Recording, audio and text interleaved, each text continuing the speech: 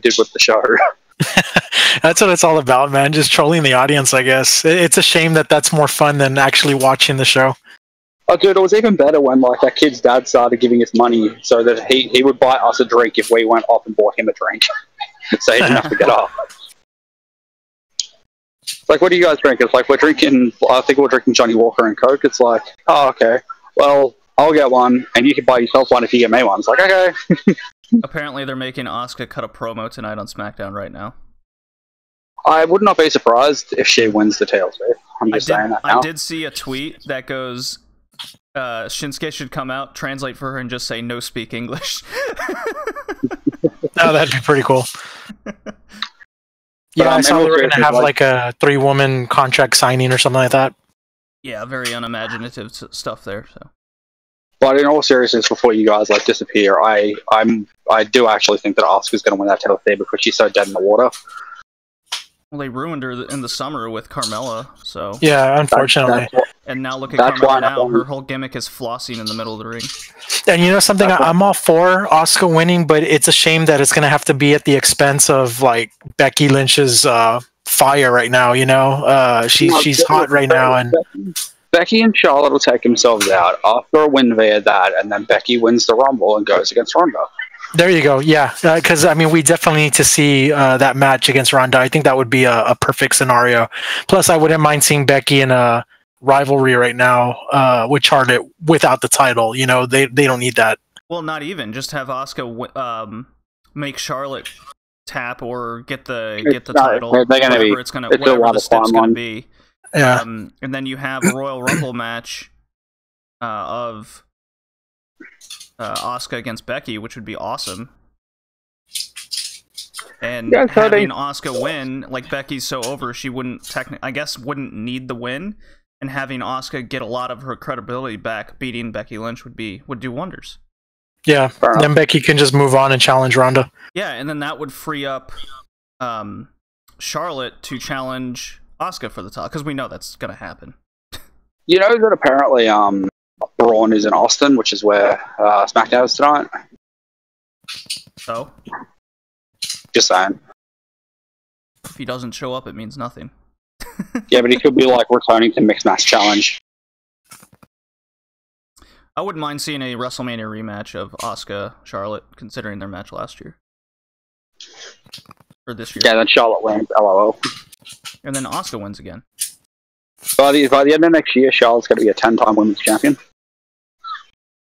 Asuka and Charlotte fighting Sonya and Mandy tonight. Well, right. Yeah, like I said, by the end of next year, Charlotte will be a 10-time women's champion. Well, anyways, us talking speculation is kind of pointless at this. You can't trust anything WWE does right now. Hey, where are you starting off in the podcast? Like, are you doing so? Like just started from the start and flowing through, or what are you doing? Yeah. Start to finish. I might have actually been interested in talking WXW. Yeah, well, you're busy and there's a lot of background noise. Okay. I didn't realize there was that much background noise. My bad. Oh yeah. Oh yeah. So you're coming through my Bluetooth. Jay, I'm kicking you out so we can get this thing started. So don't be mean. You guys are my friend. Alright, bye. I'll leave. It's out. There we go. Now we're in podcast recording, so it's just you and me. Okay. Alright. On lockdown. On lockdown. Let's make sure everything's working here. Live. Periscope's live. How you been, Red? I've been good, man. How have you been? Oh, excellent. It's kind of my first time back in a long while, I think, since the beginning of October, probably. Oh, yeah, 2, 3, 4 episodes it must be now? Yes, something like that. So it's good to be back. First day jitters, but good to go. Talk wrestling, hang out for a little bit. I've been covering all this thunder by myself lately. Yeah, without Rad's enthusiasm. Well, we got a fun Thunder episode to talk about today. It was bizarre. Yeah, I was going over the agenda, so definitely looking forward to talking about it. Yeah. All right. Well, if you're ready with your recording, then we can get going here. Yeah. So let's see. I got everything ready, the file saved, and I have the agenda in front of me. So I'm good to go. You just let me know, and I'll hit record. Yeah, I only added like 2 things to it, so you're very up to date. Excellent. Okay. 3, 2, 1, go.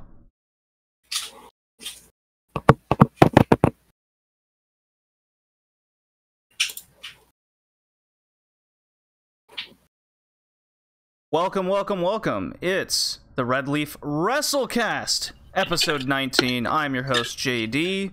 We're talking basically all of November wrestling outside of just a couple things that we touched on in episode 19. This is kind of the catch-up cast, which is why the turnaround isn't 2 weeks. We're only a week removed from episode 18. I am your host, JD, as I said, and I am joined here, finally. The man is back, the man of the hour, Rad. Hey, what's going on, JD? It's definitely feels damn good to be back. I know it's been a while, kind of like I have those first day jitters, but ready to talk wrestling with you. We're going to hang out, touch base with a lot of things for you guys. Definitely looking forward to it. And here we go. So you want to go ahead and take it away? Yes. Just to run down the agenda right fast, then we got some housekeeping to do here. We got a little intro here. I'm going to talk a little bit of Scott Hall, since, Rad, you missed that episode, unfortunately, and I know you have a lot to say about the bad guy, so we'll get into that. A little bit of news I thought we'd touch on. We got our Wrestler Spotlight covering the NWA, I would say, legend. I'm a big fan of his.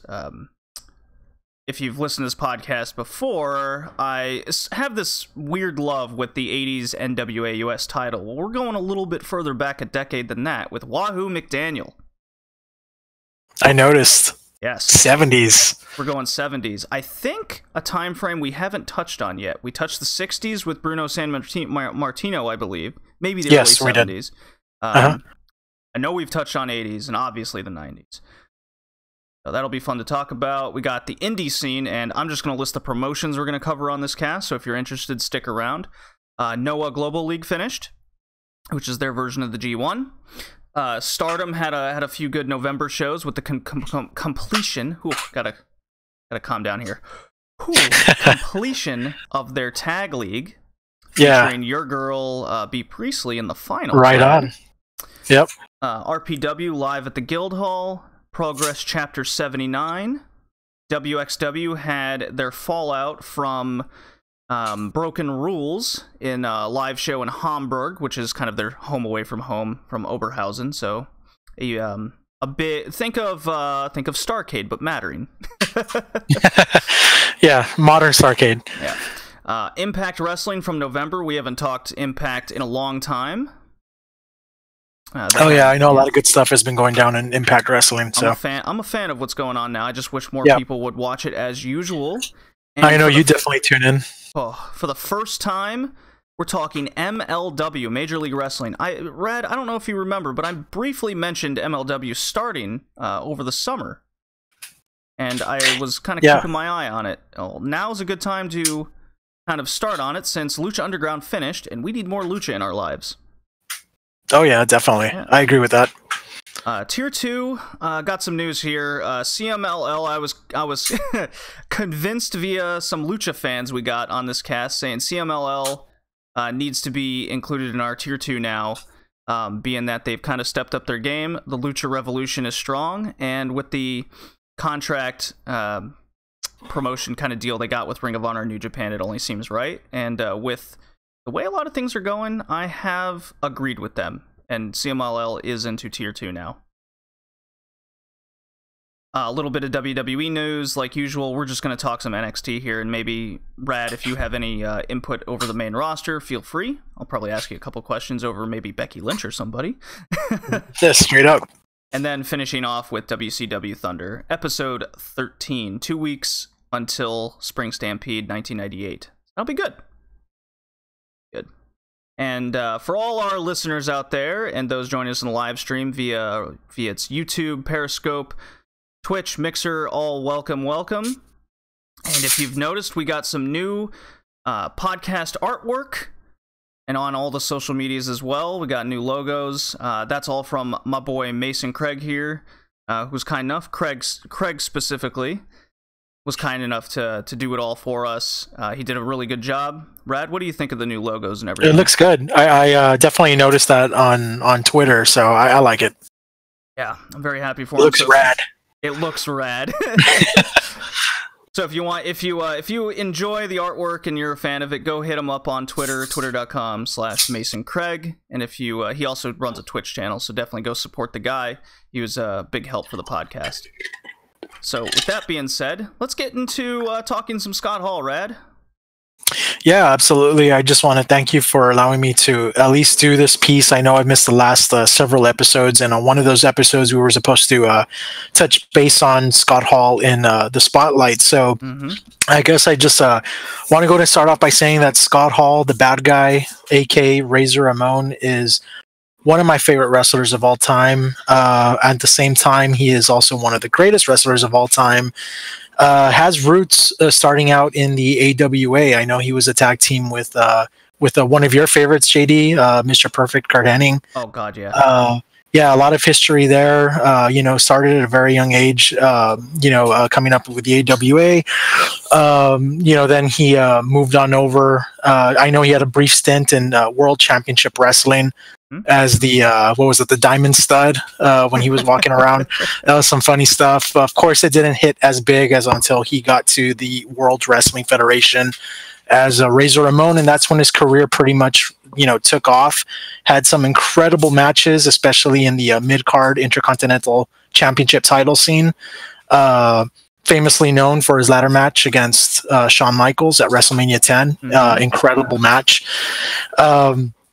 But where it really solidified him as one of my favorites is when he appeared on WCW programming. At the time, there was no internet. Us fans really didn't know what was going on, and all of a sudden, you see a WWF guy, Razor Ramon, show up on Monday Nitro Live, and he's declaring war. So it's like, who was declaring war? Was it Vince McMahon, WWF? Then all of a sudden, he shows up again the next week, promising a big surprise, and that big surprise was his tag team partner and best friend in real life, Kevin Nash. And they just kind of took it from there. They just started running rampant around Monday Nitro, taking over, if you will, declaring war. It was a crazy 4 weeks. I remember. Yeah, it was an awesome time to be a fan. One of my greatest moments in wrestling history is when Hulk Hogan came out as the third man, revealed himself to be the third man, and pretty much they formed the New World Order at Bash at the Beach 1996. So awesome stuff. I've been a fan of this guy ever since. And one match in particular that I asked you, as everybody knows by now, our formula for the spotlight is usually choosing two matches. We kind of divide that where you get to choose one, I choose one, and the one that I went with was against Bam Bam Bigelow in a ladder match on Monday Nitro, early 1999. Good match. When considering that it was WCW and you had two big guys in a small ring, and they actually really pulled it off.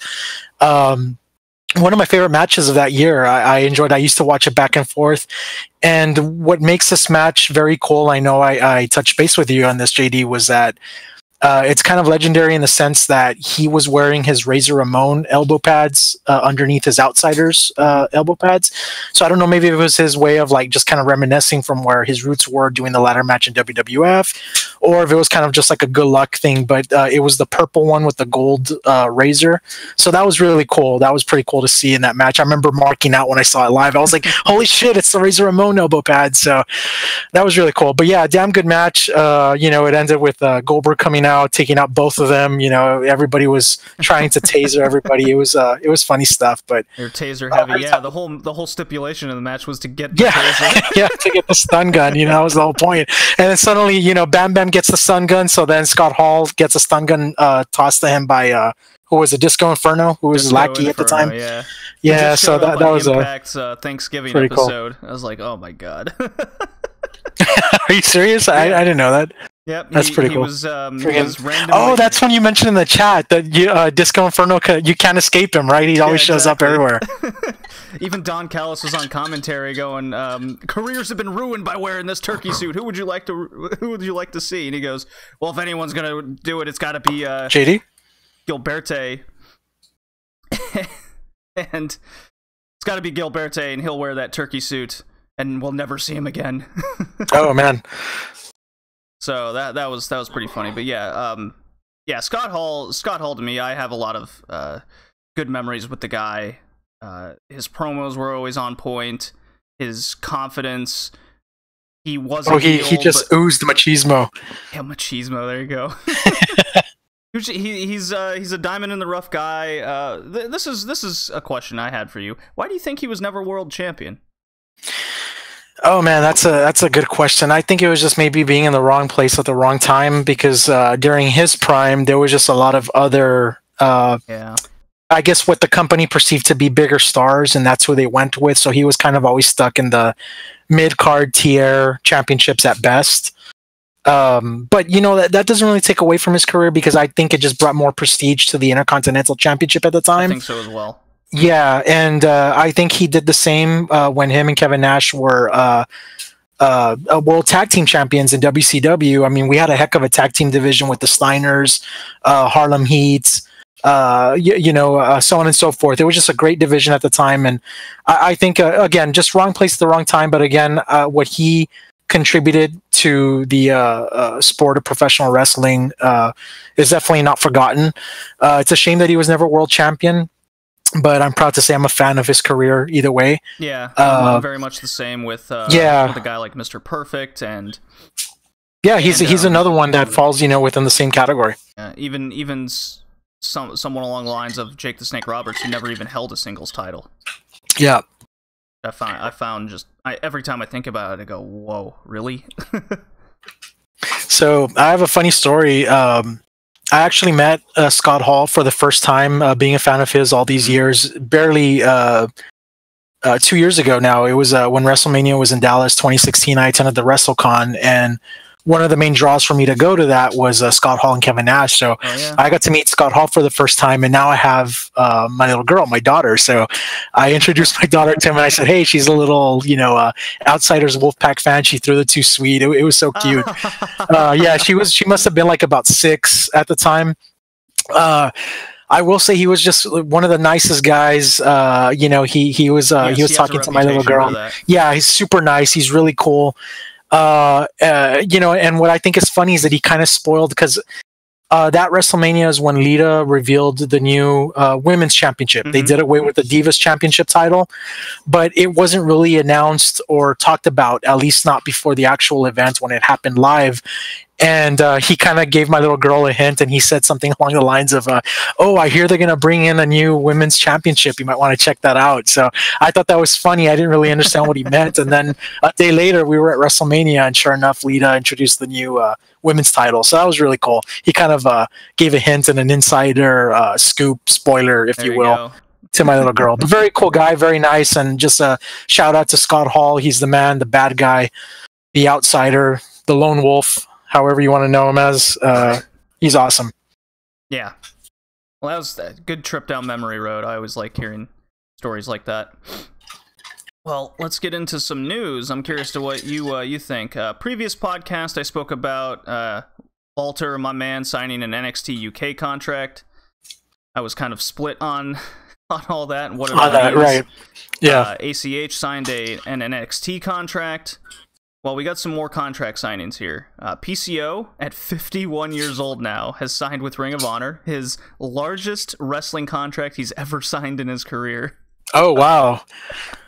Wow, that's something. Yeah. I guess it's never too late, huh? Never too late, and so he doesn't know really what to do with it. He's very humbled by it all, especially being 51 at this point in his career. Yeah. And it's pretty nuts. It's going to be an interesting signing, and to see what Ring of Honor does with the guy. What are your expectations for it going through? I think I agree with you on that. It's just interesting as how we see them proceed, or what they're going to do with him, especially in his age right now. But I'm more than sure they can pull off something and get him in some sort of mix there. Again, it's never too late, and if this is his chance to at least shine to a larger audience, I mean, hey, that's great. Good for him. To him, yeah. I'm more curious of how they're going to tackle the character, because he's the French Canadian Frankenstein. Yeah. So he's got more character work than a lot of people in Ring of Honor. So I'm very curious if this might be a sign of things to come for Ring of Honor, because let's face it, Ring of Honor TV and their pay-per-views are very just by the book. Here's a match, that code of honor thing, which isn't necessarily a bad thing, but it's very milquetoast at times. Yeah, it might come off as a bit too realistic when there's some people out there that I guess enjoy a good character or a good storyline. Yeah. But this might be a change of things to come. Yeah, it might be. And then the other guy that is signed, which I kind of like this signing, is Brody King. Are you familiar with him at all? I've heard the name before. So think of I'm not sure if I've seen any matches. Out of shape, less kickboxy Aleister Black. He's even got the tattoos and the hairstyle. Oh, yeah, okay. I'm Googling him right now, yeah. Yeah. So MLW star signs as Ring of Honor. Dude, he's totally Aleister Black, man. That's funny. Yeah, I thought you might like that. Yeah. I really like this signing for Ring of Honor. It kind of sucks for MLW since they're just kind of getting into things, and they lost both PCO and Brody King. And this next signing is Shane Strickland's WWE contract delayed, so that kind of confirms what we've all kind of thought going along the line. I think his contract's delayed because of the Lucha Underground contract. That's my theory behind it. So, where you can't appear on TV for an X amount of time deal. But right. Shane Strickland to NXT along with ACH. So I wonder if they're gonna if the plan is to move some of these European guys over to NXT UK and expand that, and have ACH and Strickland kind of take their spots. That's my theory. So that's that for the contract signings. Red, if you're still there with me. And, yeah, I'm still here. Yeah, announced in February of next year, Revolution Pro Wrestling announced Ospreay versus Pac, and it's already sold out. So, mother of God! Oh wow! So there's some news. What do you think of that match? Think it's going to be a match of the year candidate? I don't know about match of the year, but definitely interesting. I think it's piqued my interest already for things to come in 2019, so I'm quite excited. All right, well, I'm going to play a drop, and we can get into Wahoo McDaniel. Let's do this. Know that I'm the cream of the crop. Okay. Nice quick drop there. Wahoo McDaniel. Now, before this cast and before these two matches, Red, how familiar were you with Wahoo McDaniel? To be quite honest, only by name, which is why I was looking forward to watching these matches, at least to brush up a little bit before we touch base on him. Unfortunately, I didn't get to the Ric Flair Mid-Atlantic title match. But however, from what I saw in his match with Johnny Valentine, very interesting. Man, the crowd was on fire in that match. Yes. So it was something that I've never seen before, because I can't really say that I've seen a McDaniel match, but it was really cool to kind of be introduced to it for the first time. Yeah, so for those that don't know, Wahoo McDaniel was billed. He's an ex-professional football player, Indian descent kind of guy, and overall strong guy, like strong style dude, very tough, manly man type character, and that's what they build him as. He was a heavy baby face throughout majority of his career, I would say, and voted most popular wrestler in 1976, and we'll definitely get to that year with the Ric Flair match, and notable for his 5 NWA US title reigns, so one of my favorite titles. So him and Johnny Valentine, Greg the Hammer Valentine's father, of all people, and boy, do they look similar. Yeah, it's almost the same person. Yeah. Just Johnny Valentine looks like he skipped leg day. That was it. Basically kickstarted Crockett Promotions in the Mid-Atlantic, which ended up forming a good portion of WCW. Biggest feud was probably with Ric Flair in 1976 for the U.S. title, and involving table leg matches to no DQ matches. They had a lot of stipulations, and they just fought around the country, essentially. Big regional days type things, just selling out arenas. They were the draw, and Wahoo McDaniel was the babyface of it all, and he played the babyface character very well, at least in the terms of the crowd was behind him. They didn't make him look like a chump ever. Yeah. Despite Wahoo McDaniel's, how do I put this, less than desirable ring work, but he knew how to work a crowd for what he was capable of. So our first match here is Wahoo McDaniel versus, you guessed it, Johnny Valentine in 1974. And this was kind of their focused on the feud, mid-Atlantic title type stuff. So this style back then in the early to mid-70s is very slow. It's lots of holds and hard-looking punches. Hard, stiff. Think of what the Japanese strong style is today, but they're hitting each other in the face and head as hard as they can, as opposed to kind of forearms in the neck. And by holds, I mean, yes, I mean headlocks, but they look like they hurt. Like it's the intention of, this is a headlock. It's tough to get out of. Mm-hmm. So that kind of sets the stage here of what the style was. Now, what stood out to me, Rad, in this Johnny Valentine match was the selling of each and every move is so different and otherworldly. I found it very fascinating. They made every hit and lock look like it mattered, which is something you don't see at all in today's wrestling. No, and not only am I going to blame it on the performer, but as well as the fans. I just think we're a little bit more spoiled these days versus back then when they saw something like that, they were just in awe, and you could definitely see it with how hot the crowd was behind watching these two guys go at it. And it was just trading punches. It almost reminded me of a boxing match where the guys aren't it was a brawl. themselves. Yeah. And the crowd was firmly behind taking every shot. It was really cool. And I really liked the way this finished. It was very interesting. So Wahoo McDaniel and Johnny Valentine just basically trade punches for a solid 10-12 minutes. Think of the Vader Stan Hansen match. Oh yeah. You know, along those lines. But this is in the 70s, so they're very much doing a very similar thing. Well, Wahoo McDaniel pushes Valentine off the rope and rolls him up via kind of a German suplex, but in a pin. And Valentine, and you can barely catch it. Valentine just has his left shoulder up off the mat, and the ref is right there, while Wahoo is going for that back German pin. Wahoo's shoulders are down, so when the ref counts 3, the crowd, including Wahoo, popped hard, thought, you know, he had just won this title, and then all of a sudden the ref raises, as Valentine's kind of staggered on the ground, he's out, raises his hand instead, and the crowd just goes into this deaf silence of just, what the fuck? Oh man. And I thought that was really cool. There was like a couple cups kind of thrown in the ring, and the crowd just went into this what happened reaction, and that's how you book a controversial finish. I really enjoyed it. Yeah, the shock factor was definitely there. Yeah. Now the match itself was definitely 70s. You kind of go into it being a different state of mind for sure.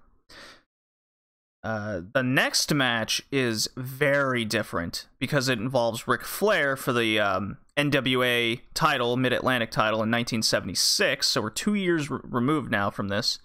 Okay. And very different match because it's a cut Ric Flair. So it's always very odd seeing Ric Flair in shape with abs. Yeah. And a chiseled chest kind of deal. Crowd firmly behind Wahoo. Something about Flair and using his dirty tactics alone always gets his opponent over. It just helps the babyface character be get the crowd that much behind him rather than the focus on Flair. That's what I noticed while this match was happening. Mm-hmm. And I also noticed that Flair's style from 1976 all the way to his match with Shawn Michaels in 2008, not much changed. No, yeah, he's always been known for that set, and not in a bad way. I know a lot of people complain about 5 moves of doom these days, but Ric Flair just had it down, and it was just always entertaining to watch. I think that speaks volumes to, I mean, we're talking 40 years ago, right? Yeah. Mm-hmm. And that style Ric Flair had held up from 1976 all the way to 2008. Oh, hell yeah, man. I mean, his career ended on a high note with a tear in our eyes watching. It's like he still pulled it off. Like, how Never is gonna get that tired of a Ric Flair possible? match. Like, if you watch the Shawn Michaels 08 match and this Wahoo McDaniel Ric Flair match in 1976, it's so hard to see a different wrestler. And I know we're talking a lot about Ric Flair here, but he was such an integral part into Wahoo McDaniel's career in the mid to late 70s and why this feud mattered. Wahoo really got the crowd behind it, and Ric Flair was that bad guy. And it just worked. These two, I don't know whether it was the characters that the promotion built and how good Ric Flair was in the ring and his own character work in the ring. This match somehow holds up to this day. Yeah. It felt like chemistry. I was watching a good Raw match. Yeah. You know, obviously it's not going to have a lot of flippy shit in there, but there's as much character work, as much build, as much ring chemistry, as much ring psychology with the moves being used that I was blown away, Rad. This might be one of my favorite matches we've covered on the cast. Oh man, I'm gonna have to tune in now. Yeah, and it lasts about 16 minutes. Good timing. I know both you and I agree that we're fans of matches at least 20 or more minutes, but I think 60 minutes is pretty good. There's something, and I speak this I when I go on Smack It Down podcast with Viva Leyende, who's an excellent guest host on this cast. Comes in the crunch when I need him. Whether it's on this cast or his cast, there's something about that 15-minute mark being the appropriate amount of time for a match to be good. Yeah. To great. And then the 20-minute mark is like that magic period where that's where you've built up enough time to tell an in-ring story.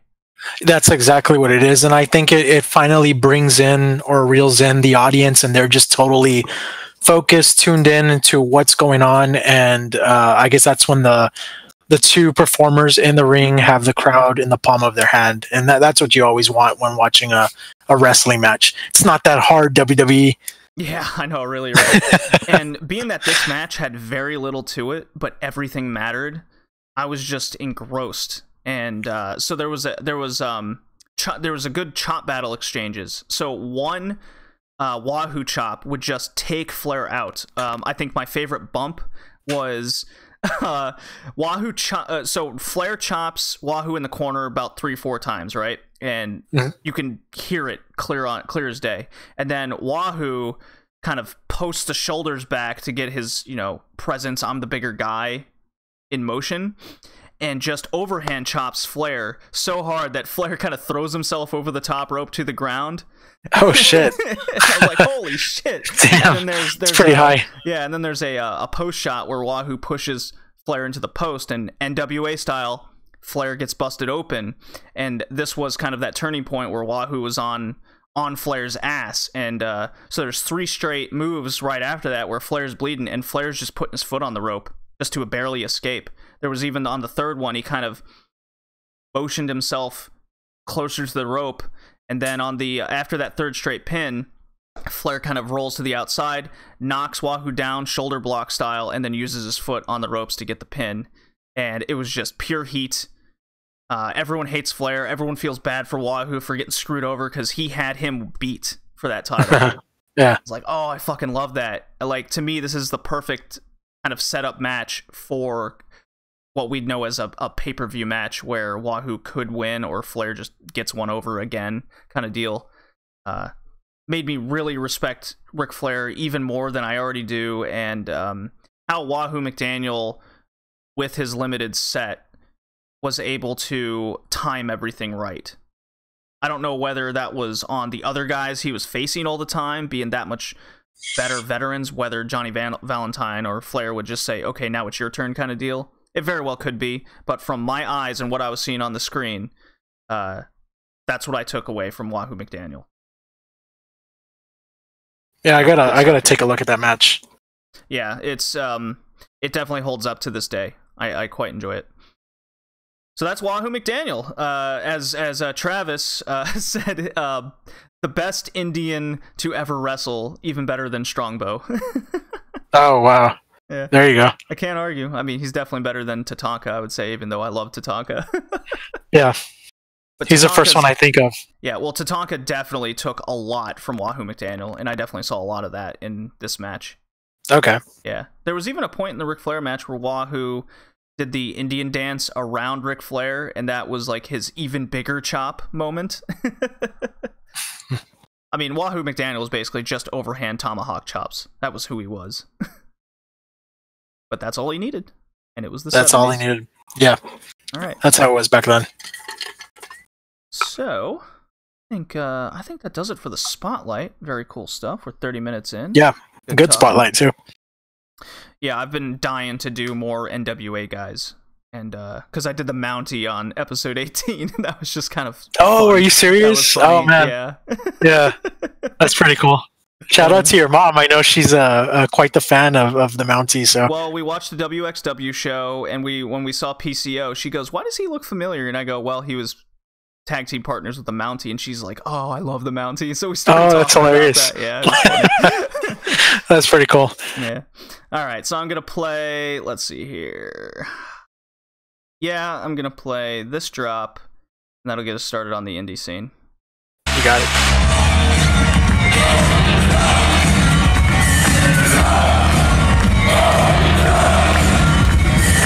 Alrighty.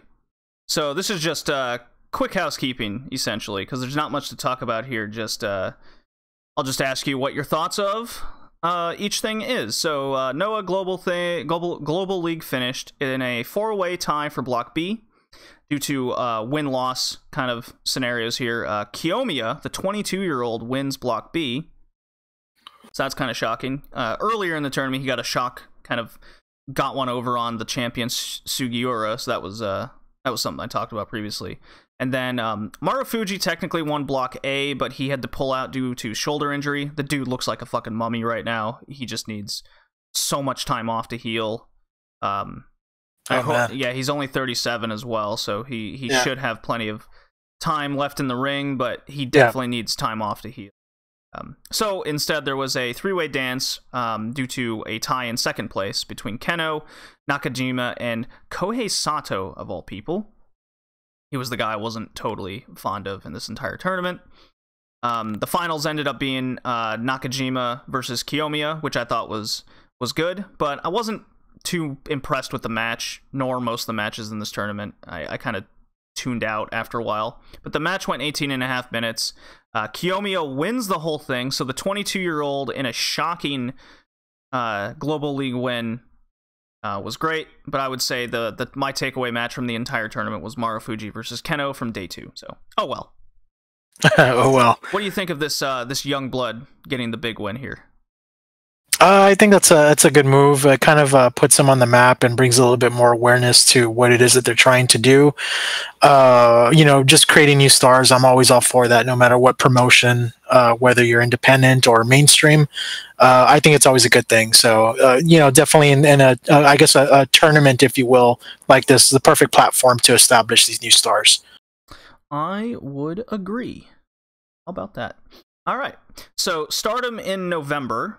Moving on, saw Momo Watanabe and Utami Hayashishita win the tag league against Chardonnay and Priestley. So your girl did not win, Rad.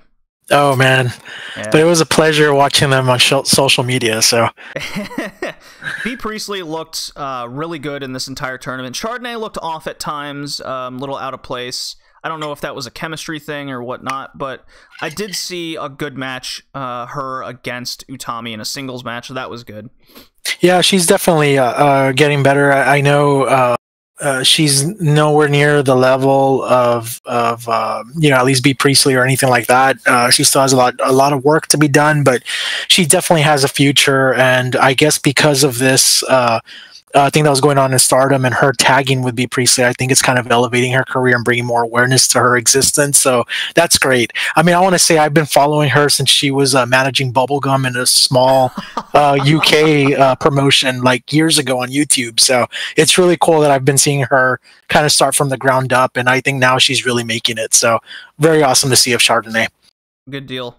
What the hell is with people giving B Priestley so much shit on social media? I don't know, man. Again, it's just spoiled fans. They don't know what they want. They don't know what it is that they like. It's just messed up. I think she's an incredible performer. Again, I adore her because she brought to life one of my favorite characters of all time in Mortal Kombat. Ever since then, I've just been a huge fan of hers, and I saw a lot of her work back in Defiant Wrestling, back when it was What Culture. Very talented person. Awesome.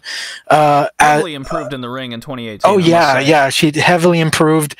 And as much as she's intimidating in the ring per her character and the heel that she sometimes plays, I've heard that she's a sweetheart in real life as well when it comes to meeting fans and doing interviews and whatnot. So hopefully one day we gotta get her on the podcast, JD.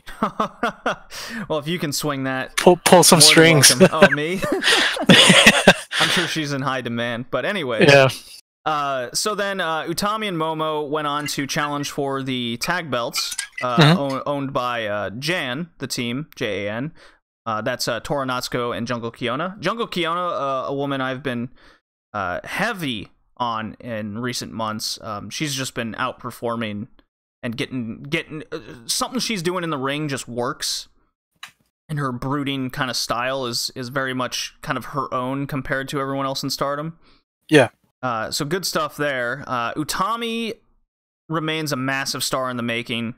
Like, she only debuted like 3 months ago, entering into their version of the G1, the 5-star Grand Prix, and she did very well. She got all the way to the finals of all things. Yeah, she's quickly rising. I mean, people talk about Ronda Rousey, having that natural ability in the ring, at least through preparation into matches. Utami doesn't have that kind of luxury. She just has that natural skill. I think she's been trained a lot better as well. She's gotten a good grasp of the basics, which is something Ronda Rousey just doesn't have. They're just teaching her kind of 4 moves of doom, and then we're done. There you go. Kind of deal. Because what I want to point out is I guess Utami is probably being trained by probably some of the greatest wrestlers in the world that I've never been heard of. Right. Veterans in the ring and whatnot. Trained in the world of professional wrestling versus Ronda Rousey, who's being trained or started in the world of sports entertainment. So obviously it's a lot different. She's being trained to work the crowd, do 5 moves of doom, a finisher, you're done for the night, versus actually getting down and dirty and taking bumps, cleaning the ring mat over the blood, sweat, and tears, if you will. And I think she's really earning her spot. So it's really cool to see her rise this fast. But I just wanted to point that out, the difference between being trained in sports entertainment and being trained in actual professional wrestling on the indie scene. And I see it as a liability, honestly, what's happening with Rousey compared to Utami. Because Utami seems... I mean, the Japanese strong style is in itself a lot more brutal. But because of that, she's being trained to hit people in the right places constantly, right? While Ronda Rousey being this entertainment factor and not being trained in these basics, or at least not as it's not the focal point as I can imagine. I can only imagine. I can only speculate. Like, you see Ronda Rousey in a non coordinated match, because what we've seen in the coordination wise is she's very capable. That match with Charlotte at Survivor Series was very good. But then the very next night on Raw, she had a singles match against Mickie James, a wily vet who's very good in the ring, and Ronda Rousey looked like she had never wrestled before in her life all of a sudden. So I think that kind of spoke volumes to there. While what we're seeing out of Utami here in this tag match, this was like the best women's match I saw in November. Period. This tag title match. It was just really, really good. Just plain and simple. I definitely recommend going out and watching it. And Utami and Momo are now the new tag champs. And I quite like the fallout where Tora looks at Jungle Kiona and just goes, "Go back to singles wrestling. I don't need you as my tag partner anymore." So we got some fallout there as well. Yeah. Pretty cool. And then in other news, Mayu Iwatani's old tag team partner, Arisa Hoshiki, returned to the ring in a fun little return tag bout. She looked incredibly rusty. It was, they even kind of made a joke about it. Mayu got on the mic and goes, "Arisa, your body's not ready for this." That's kind of man, that's funny, because she had to work the rest off. Oh God, there's a lot of rust to work off. She has, you know, some of the basics down, but she was out of place at times. Mayu and not Momo, was Konami, the other really good worker in Stardom. They were kind of having to carry the match, and they certainly did. They were able to hide her well and yet had her shine at times. So that's enough of that, of Stardom. Revolution Pro Wrestling had a live at the Guildhall event. El Phantasmo defeats the Spanish sensation that's coming up, A-Kid, in a good 17-minute match. Not bad. Started a bit too comical, but picked up good stuff there. I spoke about A-Kid on a previous podcast of his match with Zack Sabre Jr., 5 stars, out in White Wolf Wrestling in Spain. But the big match was the main event. Pac defeats Speedball Mike Bailey in a 23-minute, slower, more methodical match. You know, kind of working to hit their signature moves. It was a very more WWE-style focused match. So Pac has a lot to kind of break away from. You know, I kind of had that same mentality and opinion on Cody Rhodes. Needs to break away from that WWE style to more of the indie style. Much like Christian Cage had to break away from that when he joined TNA all those years ago, because guys are just running around him and doing a lot more of the work, while the match just comes. The chemistry of the match just seems to be always off when you have one guy running around the indie style, which they're used to working, and then you have one guy doing that slow, methodical, I will only hit my 4 moves, and I will work to those 4 moves kind of deal. I don't know. It was okay regardless. Speedball looked way better here compared to his progress. Chapter 78 opening match against Eddie Dennis. That match wasn't very good. But Pac looks in great shape. It's only his 2nd singles match back in the UK, so you know he's got plenty of time to get us hyped for that Ospreay match next year. But it's good to see Pac back wrestling. Very good. Very cool. Took too long, if you ask me. All right, so for this moment, I'm going to play... Do I want to play a drop, Red? Nah, we'll just go into it. We'll just continue. Yeah, I'll just make a timestamp down for anybody who wants to go through. So we're talking Progress Chapter 79. Not a lot to break down here, Red. This is the title of... Oh, I forgot to mention the title of the episode. I called this episode One Big Neck Leyende de Hamburg, which translates to One Big Neck Legend of Hamburg. Oh, okay. That's what it means. But the chapter title for Progress in this one was One Big Neck with Sausage Hands. So kind of funny. I love their goofy little things. Have you been watching Progress yet, Rad? Have you joined the fray? No, I have not joined the fray. No, at least not yet, JD. Or are you watching NXT UK? No, not the UK. I didn't. Well, don't watch NXT that. UK. Watch Progress instead. So it's that better, huh? It's so much better. There's actual storylines going here, and the main events, I must say, since I want to say Chapter 70, they've just been knocking it out of the park every time. So just going down this really quick. Much better opener this time. Mark Andrews versus Jordan Devlin. Much better than the Speedball Bailey Dennis match, which I mentioned prior. House of Couture kind of had their grudge tag match from the fallout of Wembley. Ginny specifically looked extremely strong coming out of this match. Very happy to see that. And Ginny's team did win. Her and Laura DiMatteo. Drew Parker versus Jimmy Havoc. Now, this is when the stories started happening, Rad, and I'm very curious to get your opinion on this. So from chapter 77, so two chapters ago, 2 months ago, there was a #1 contender match, and it was Drew Parker who took Jimmy Havoc out of the match. So here's kind of your revenge match for Jimmy Havoc. So before the bell even rings, Havoc just beats the shit out of Parker. And then just before he deals the finishing blow, Spike Trevay joins Parker for a beatdown. So they get a little work in on Havoc. Havoc is having trouble. Then William Ever is kind of this Jesus-looking character, and Chuck Mambo, a heavy babyface character, he comes out, kicks beach balls around. Crowd loves the hell out of him. They hit the ring for the save, or so we thought. Ah, okay. I was waiting for the but. Yeah. Both these guys end up turning heel and join Parker and Treve beating down Havoc. So we had 2 heels beat down, and then we had 2 faces turn heel on the beatdown of Jimmy Havoc, and nobody comes out for Jimmy Havoc, which I thought was kind of strange. Wow. So then, cut later in the night to Mark Haskins versus Eddie Dennis. Much better match here out of Eddie Dennis, and Haskins really fired up after his big showing and loss versus Walter at Chapter 78. I wrote 77 in the notes. I apologize. So Dennis ends up getting a sneaky little roll-up victory over Mark Haskins. So they're clearly pushing Dennis as kind of the next contender. He does have the contract for the title. I'm getting worn out of Eddie Dennis in his matches. They all seem kind of samey. It all depends on his opponent kind of deal. That Roman Reigns effect, you know? Yeah. I also think it's a case of overexposure I'm having with the guy. I think I just need to calm down on Eddie Dennis. But anyways, post-match, Haskins and Dennis are kind of staring each other down. Haskins is clearly upset with his loss.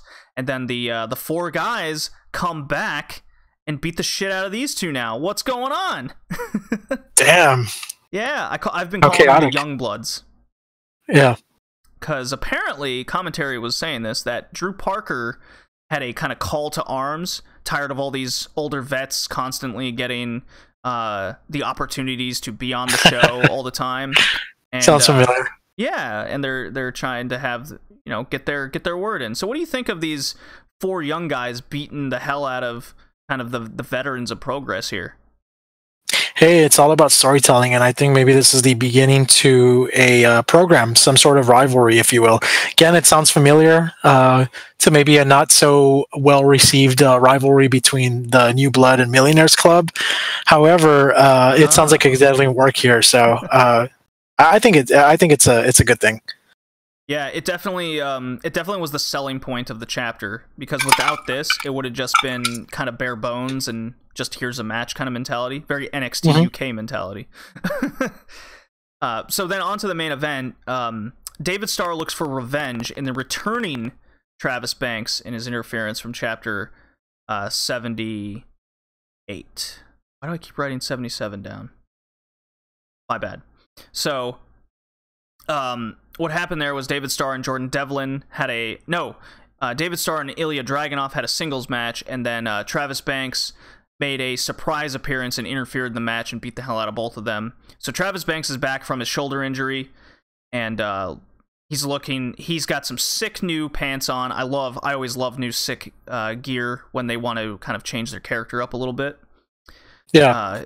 Travis Banks put on some extra muscle, and he looks pissed off. Lots of fire from Banks. Good character change, especially from how he had his character change to a kind of chicken shit heel champion.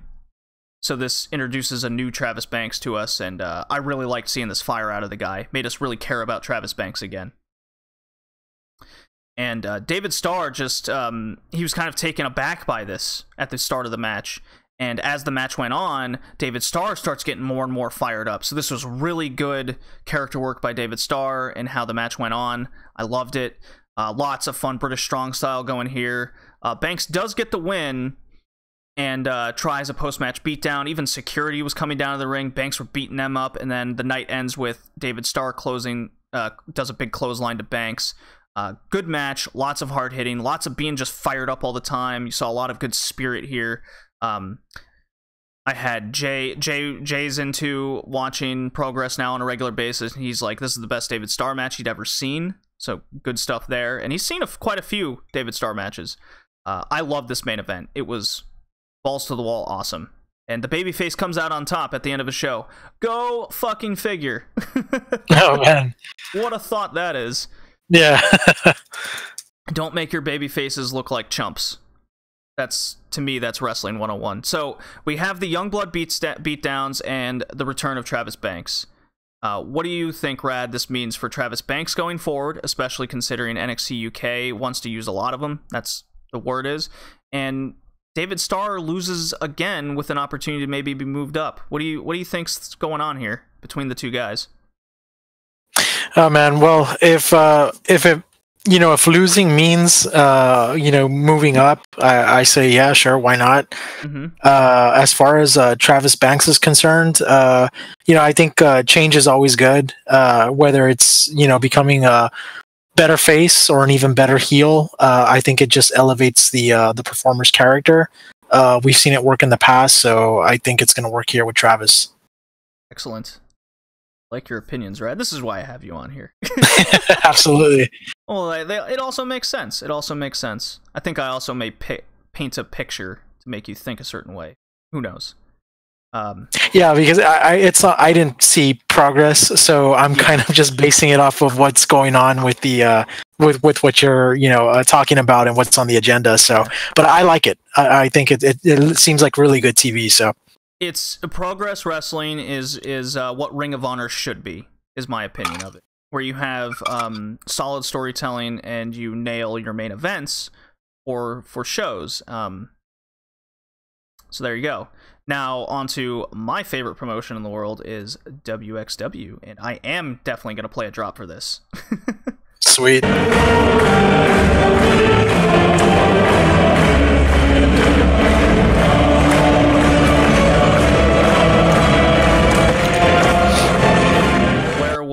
The drop be without our communist superhero Ilya Dragunov? There you go. So that's the one that was played? Yeah, that was the one that was played. Awesome.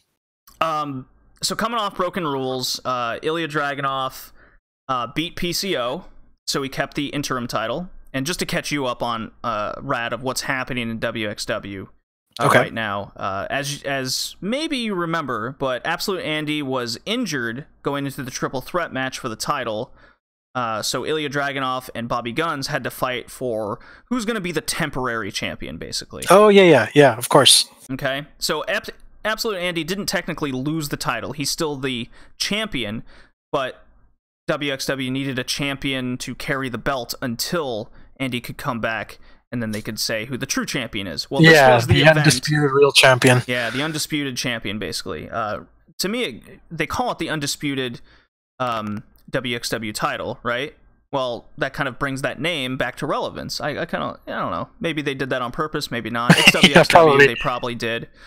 So this is to determine the undisputed champion. Yes. You got it. So I like it. At Broken Rules, Andy defeated Bobby Guns via kicking him in the dick. Oh, man. So, good stuff there. And then Ilya Dragunov beat PCO to keep the interim title. So now that brings us to the Hamburg show, our live show. Big event in Hamburg every time. Bobby Guns was not on this card. Kind of disappointed, but I guess they kind of don't want to get some overexposure there. But we did get David Starr versus PCO of all things, and holy shit, David Starr just selling like crazy. There was one point where PCO hits him with a chop, and David Starr took the chop and then jumped backwards into the post like 10 feet. It was really funny. Oh, that's hilarious, man. That's some good selling right there. Great selling from David Starr throughout this match. Pretty awesome how much PCO is back into kind of talking points at this extent in his career. 50 plus years old. We did talk about him at the top of the cast. So David Starr did get the win via straightjacket German on PCO. Simple little 14-minute match. It didn't need to be anything more than that. Surely, in my opinion, this with David Starr beating Jurn Simmons in the street fight and now PCO, I think this sets up Starr in a position for a title shot. That's just my take on it. I think this is a good time, especially with Walter and a lot of guys being signed to NXT UK. I think David Starr some of them up. Has been built up enough for credibility. Yeah. Vesna kicks Alpha Female's head off to pin her. Kind of a shocking win to me. Does this set up Vesna for a future title match, or does it set up her versus Killer Kelly to get to the title match? We'll see. I was just kind of shocked with the match there. I like this. This is the best big woman versus big woman match I've seen in recent times. That's great. Yeah. Yeah, it definitely sounds like if they're going to put her in the I guess title picture. Why else will they have her so dominant? Right. And Tony Storm did win the title back at Broken Rules, so Vesna Okay. versus Tony Storm. I've seen the match before. I wouldn't mind seeing it again. It's just not that big a division, and I feel like the overexposure of the women hasn't reached that point, so I'd be okay with a Vesna Storm match again. But on to the story elements of the night, and this is why I liked Hamburg better than the Broken Rules pay-per-view. So here we go.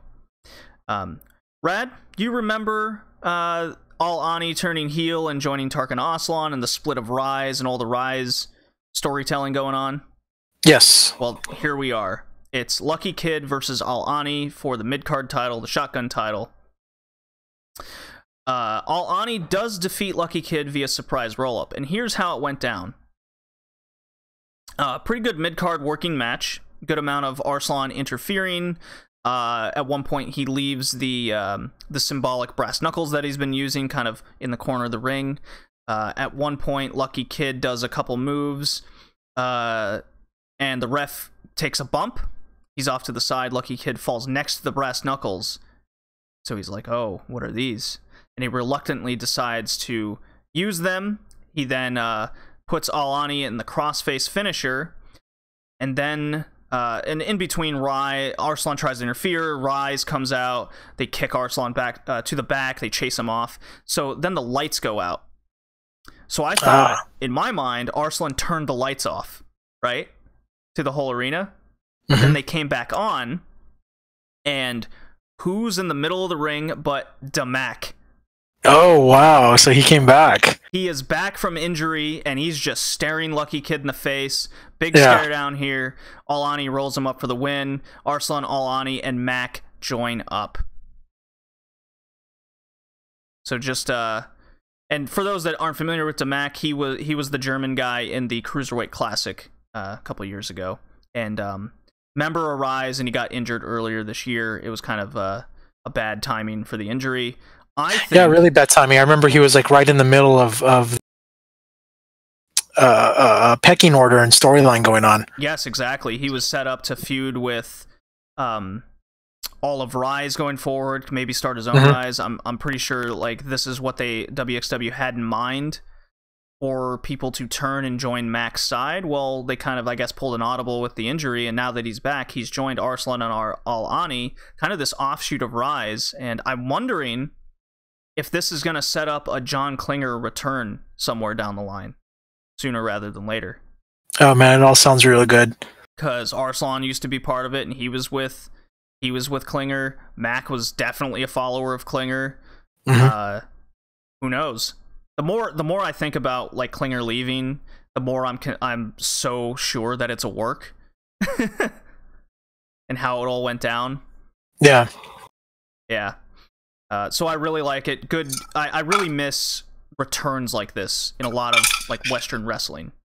Hell yeah. Yeah, when they're actually relevant, you know? The crowd goes nuts when somebody comes back. And the pop was huge. And it just adds to the story going on. It was just really cool to see. I popped extremely hard, especially since I actually thought Arslan was the one that turned the lights off. Maybe he still did, but it was the cue for Mac to interfere. Yeah. Cool stuff. I always love good, wacky gimmick storytelling here. But main event time, true unified champion, Absolute Andy versus interim champ, Ilya Dragunov. Just lots of stuff to talk about here. Right away before the bell rings, Andy super kicks the ref. Oh shit! Yeah, that's awesome. Tassilo Jung really took a wild super kick. So Andy was that like a deliberate kick, or was it by accident? No, he deliberately kicked him. Like before. Okay. Taking out the ref. Yeah, he just took out the ref, and then he walks out of the ring, grabs a chair, and then gets in. And then a second ref comes down in the ring, takes the chair away from Andy, and then Dragunov looks at that ref and hits him with his Torpedo Moscow finisher. So now two refs nice. are down. Then Dragunov grabs a chair for himself. So then it's just like a 14-minute light version of a street fight of sorts. Sure. Pretty funny. I was kind of cracking up. I'm like, oh my god, all right. So this is their third match. This is their trilogy. You know, this is the one to end it all. And the story is Andy just keeps getting one over on Dragunov. So 14 minutes go by. Andy gives Dragunov just a hard chair shot to the head. Fixed chair, you know, where the middle kind of blows out ECW style. Yeah. Yeah. Well, so Andy gets the ref up to count 3, while Tassilo Jung refuses to count because the bell hasn't rung yet. He's like, no, Dragunov has to get up. He's kind of loopy. He's selling it well. He's like, no, Dragunov has to get up. I'm not, calling for the bell until he's up. So, bell's rung. Andy hits him immediately with an F5. I'm thinking, oh my God, is that how the match? Nope. Dragunov kicks out. Big babyface comeback. Crowd is just going nuts for this. Lots of near falls, lots of finishers being kicked out of kind of deal. Good old fashioned mid TNA type stuff. Yeah.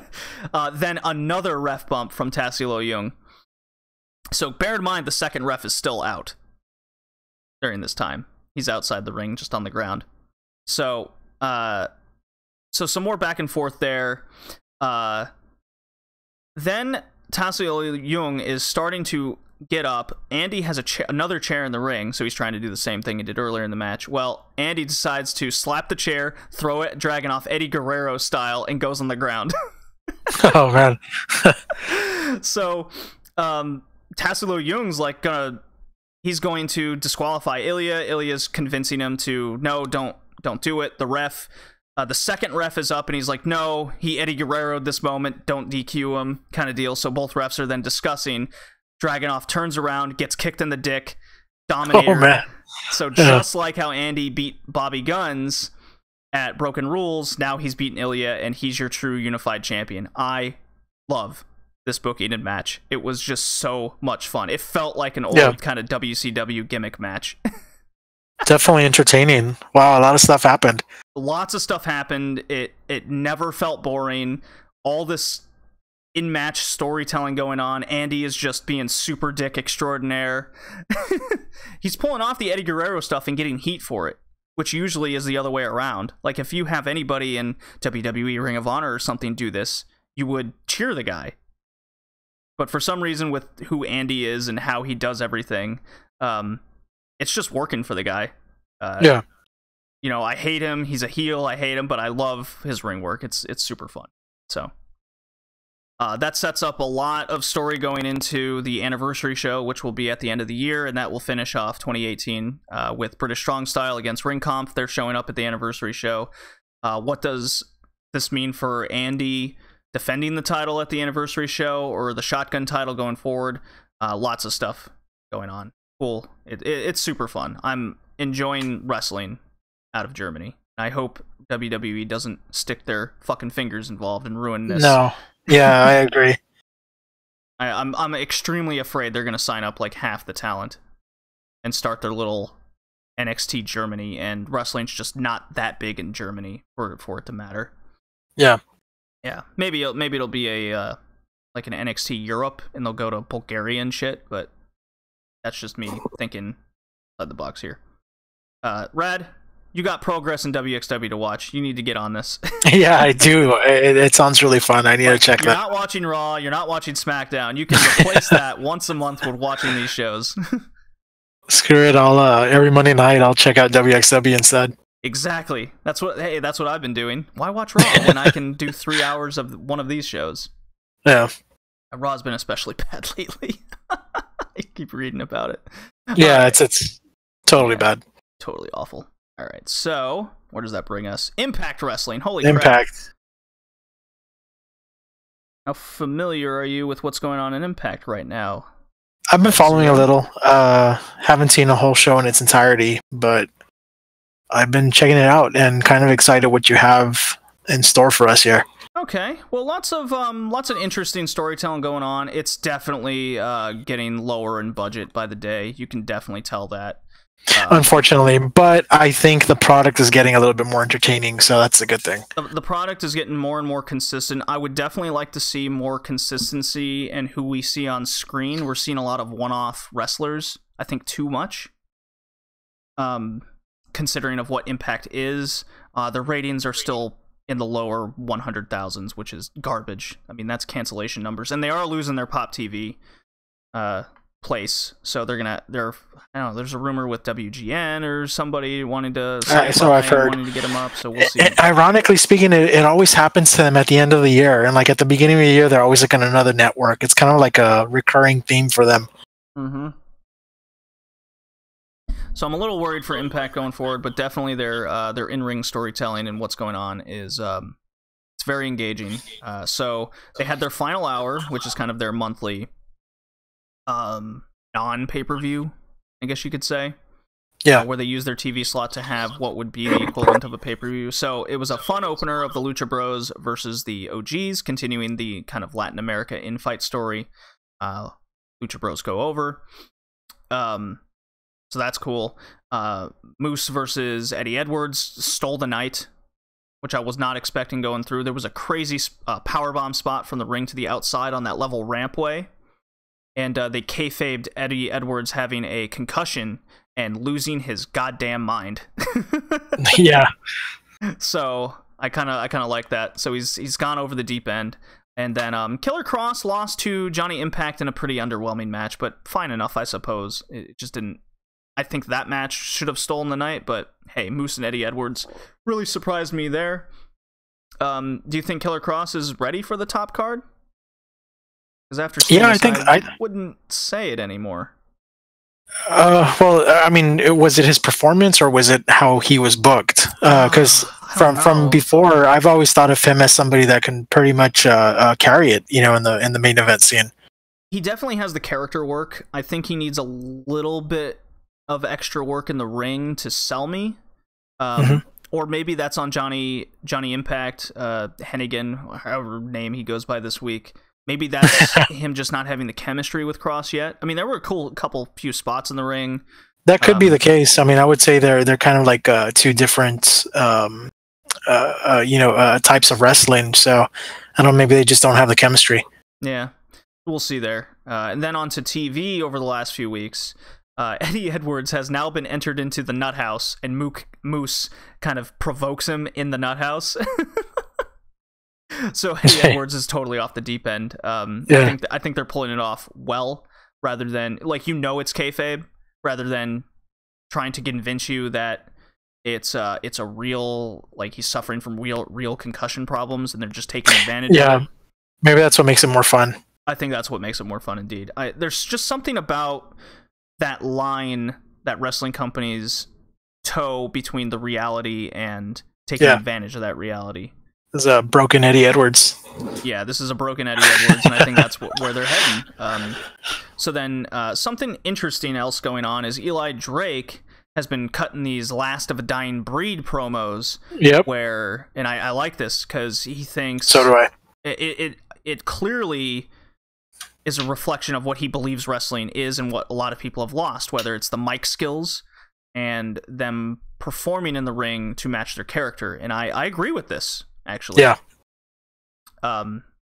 So Tommy Dreamer comes out because Eli Drake's like, Last of the Dying Breed, get rid of this hardcore shit, that Abyss used to bring, and he's broken. And then Tommy Dreamer comes out and kind of calls him out for being a skinny jean wearing millennial. Which millennial. Really not sure how I feel about this. Yeah. So Tommy Dreamer, the blood, sweat, tears, promo. Tommy Dreamer promo. Drake wins the match, but then backstage gets a gift with a note attached. Ooh, who sent it? Because he seemed a little worried about it. Or what's happening there? Allie has officially gone off the deep end herself. Joined the dark side. Joined Su Yung. So there's something there with Jim Mitchell and all that going on. So that's kind of intriguing what's happening there in the Knockouts division that isn't involved in the title picture. Yes. I like it. Yeah, I like it too. Still one of the best women's divisions out there, I say. Oh, absolutely. Brian Cage defeats Callahan for the X Division title. And then, so it was a decent match. I quite enjoyed it. It was fine enough. And this is what I really like, Rad. Cage uses option C to cash in the title for a heavyweight title shot, and he's using that at January for the Homecoming pay-per-view. I really wish more promotions would do this.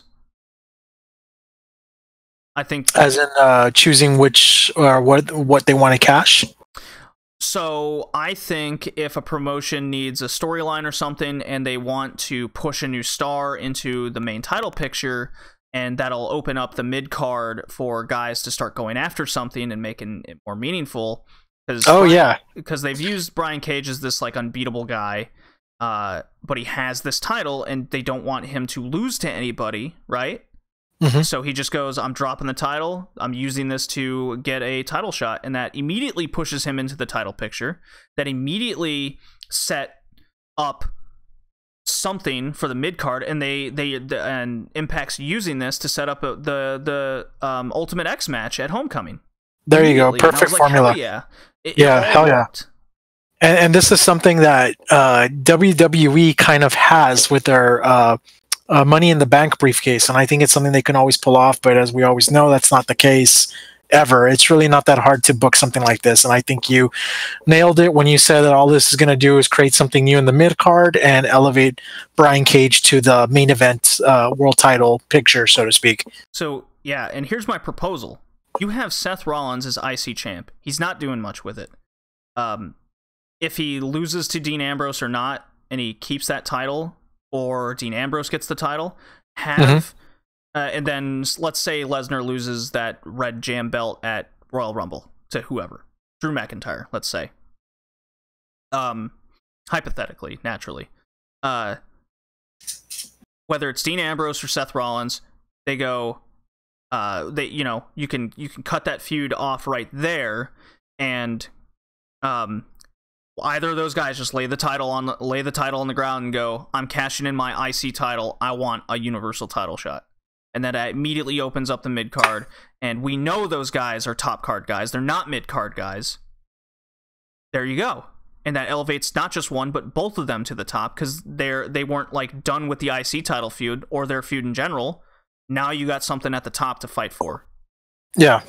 I mean, that like when I was seeing Brian Cage and what Impact's doing with their X Division title and this cash-in, it just like so many thoughts just popped into my head for situations like that.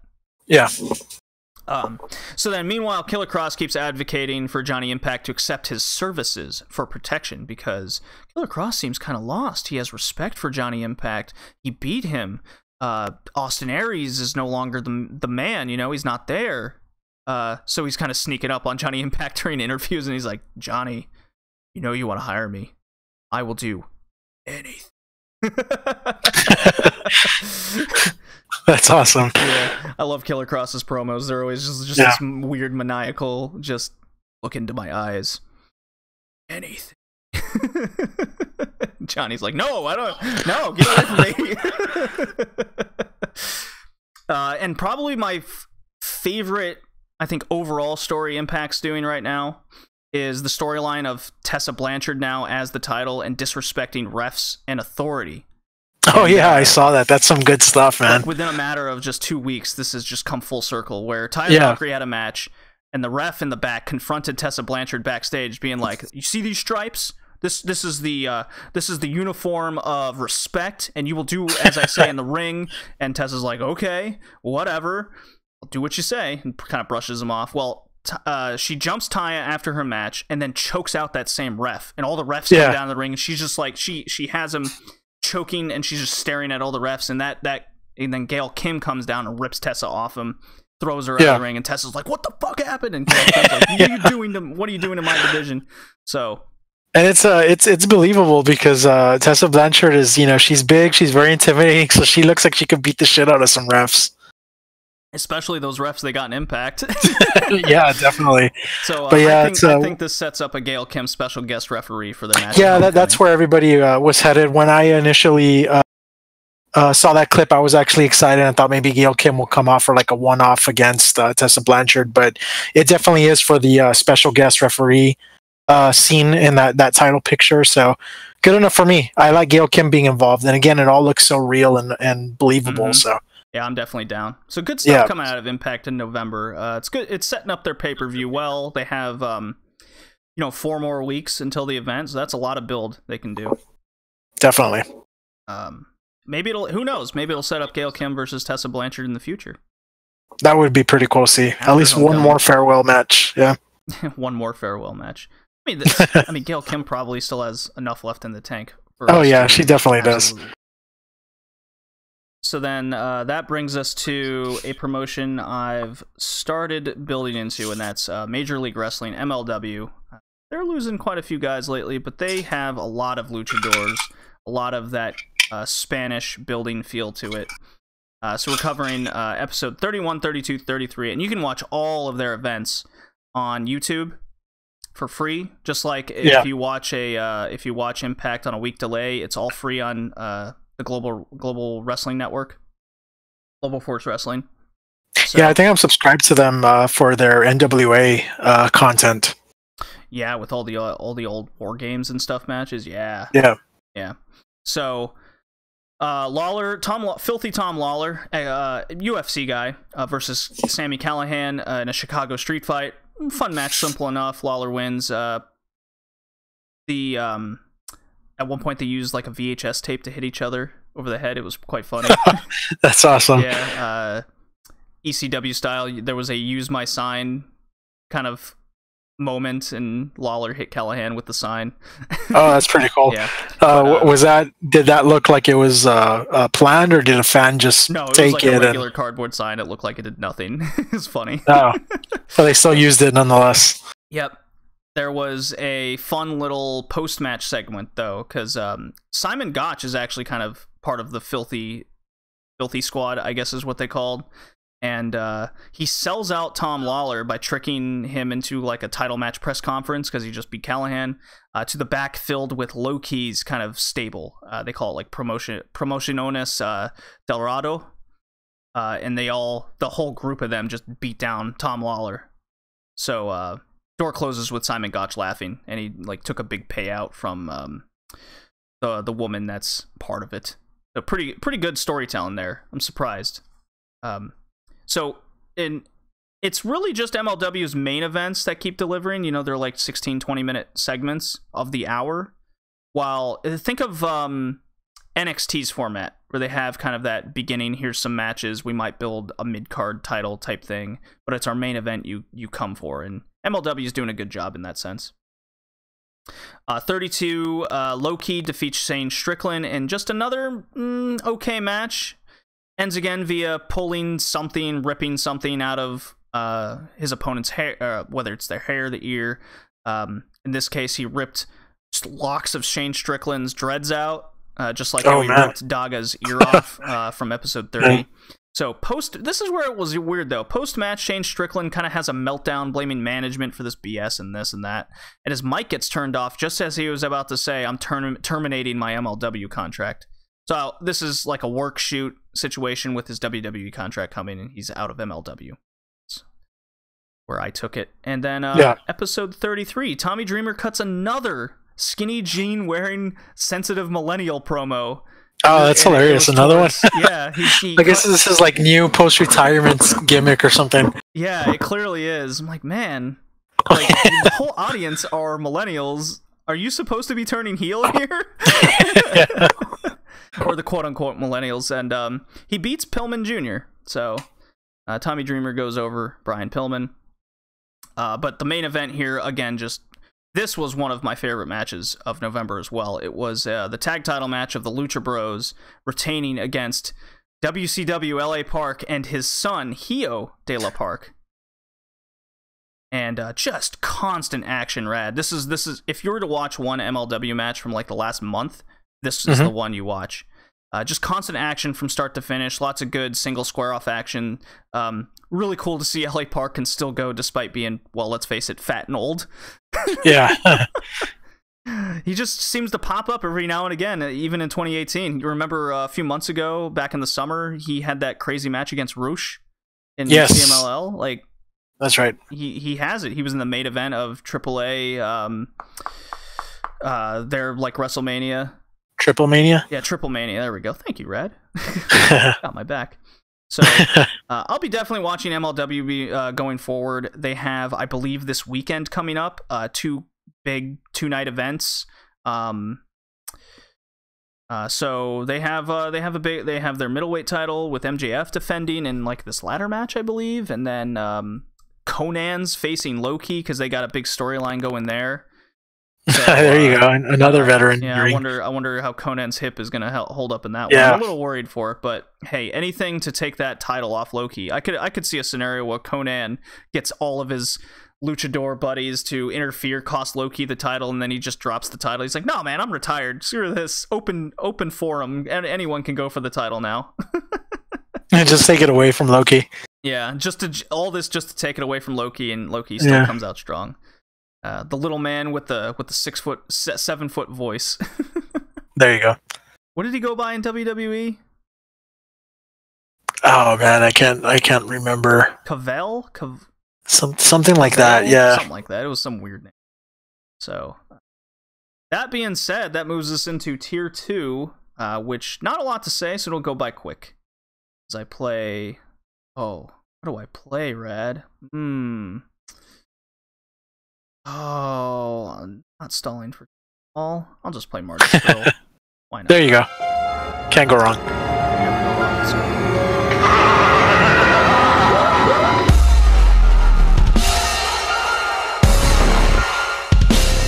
Okay. Got all my timestamps down. So lots of CMLL news. I got, again, just people wanting more Lucha Libre on this cast. Luckily, out of CMLL and a little bit out of AAA, I've just kind of thrown it in here because Pentagon was involved. Great matches happened in AAA at a place called Lucha Capital on November 28th. Pentagon Jr. and Golden Magic just tore it up for 15 awesome Lucha minutes. That's what I'm calling it.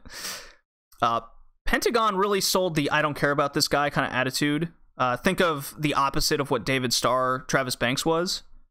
Mm-hmm. One guy was getting over the other. This was a guy being overly confident for Golden Magic. I have almost zero knowledge of who Golden Magic is. Very little. But these two just tore it up. More, as it went on, Pentagon took the match more seriously, and therefore the offense started turning in his favor. Golden Magic just flew like crazy around the ring. So many awesome Hurricane Rana spots all over the place, right up until he missed his 450 splash. Pentagon breaks his arm, quote unquote. Package pile driver for the win. Just a good lucha match. Lucha Libre. Yeah. You can find this match for free on Facebook. So that's how I watched it. It's via AAA. But CMLL finished their annual King of the Ring tournament. It's called the Leyende de Plata.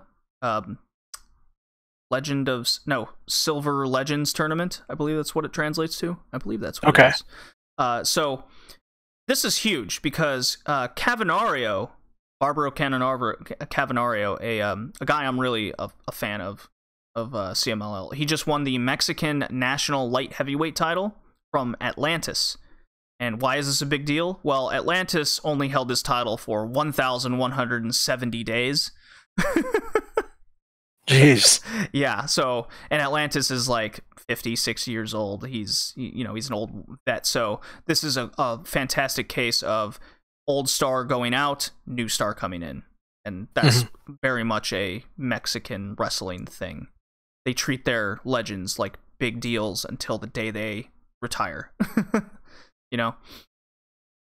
But the King of the Ring tournament, Leyenda de Plata, saw the finals of King Phoenix, the current AAA heavyweight champion, by the way, mind you, against Cavanario.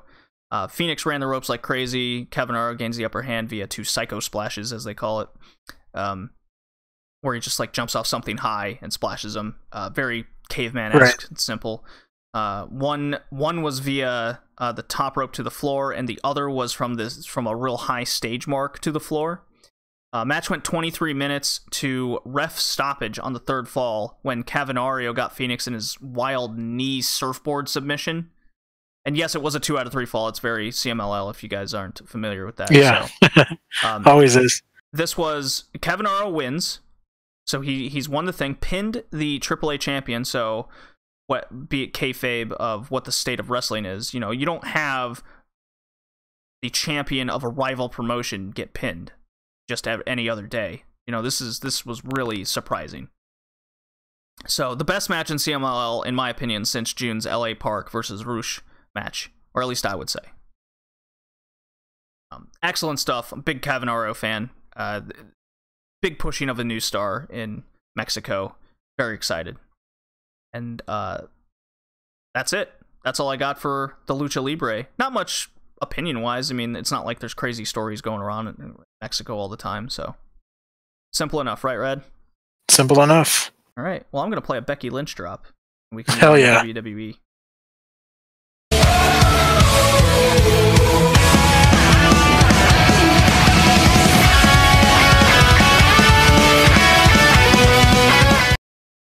Okay. Getting my notes all together here. Cool. 124.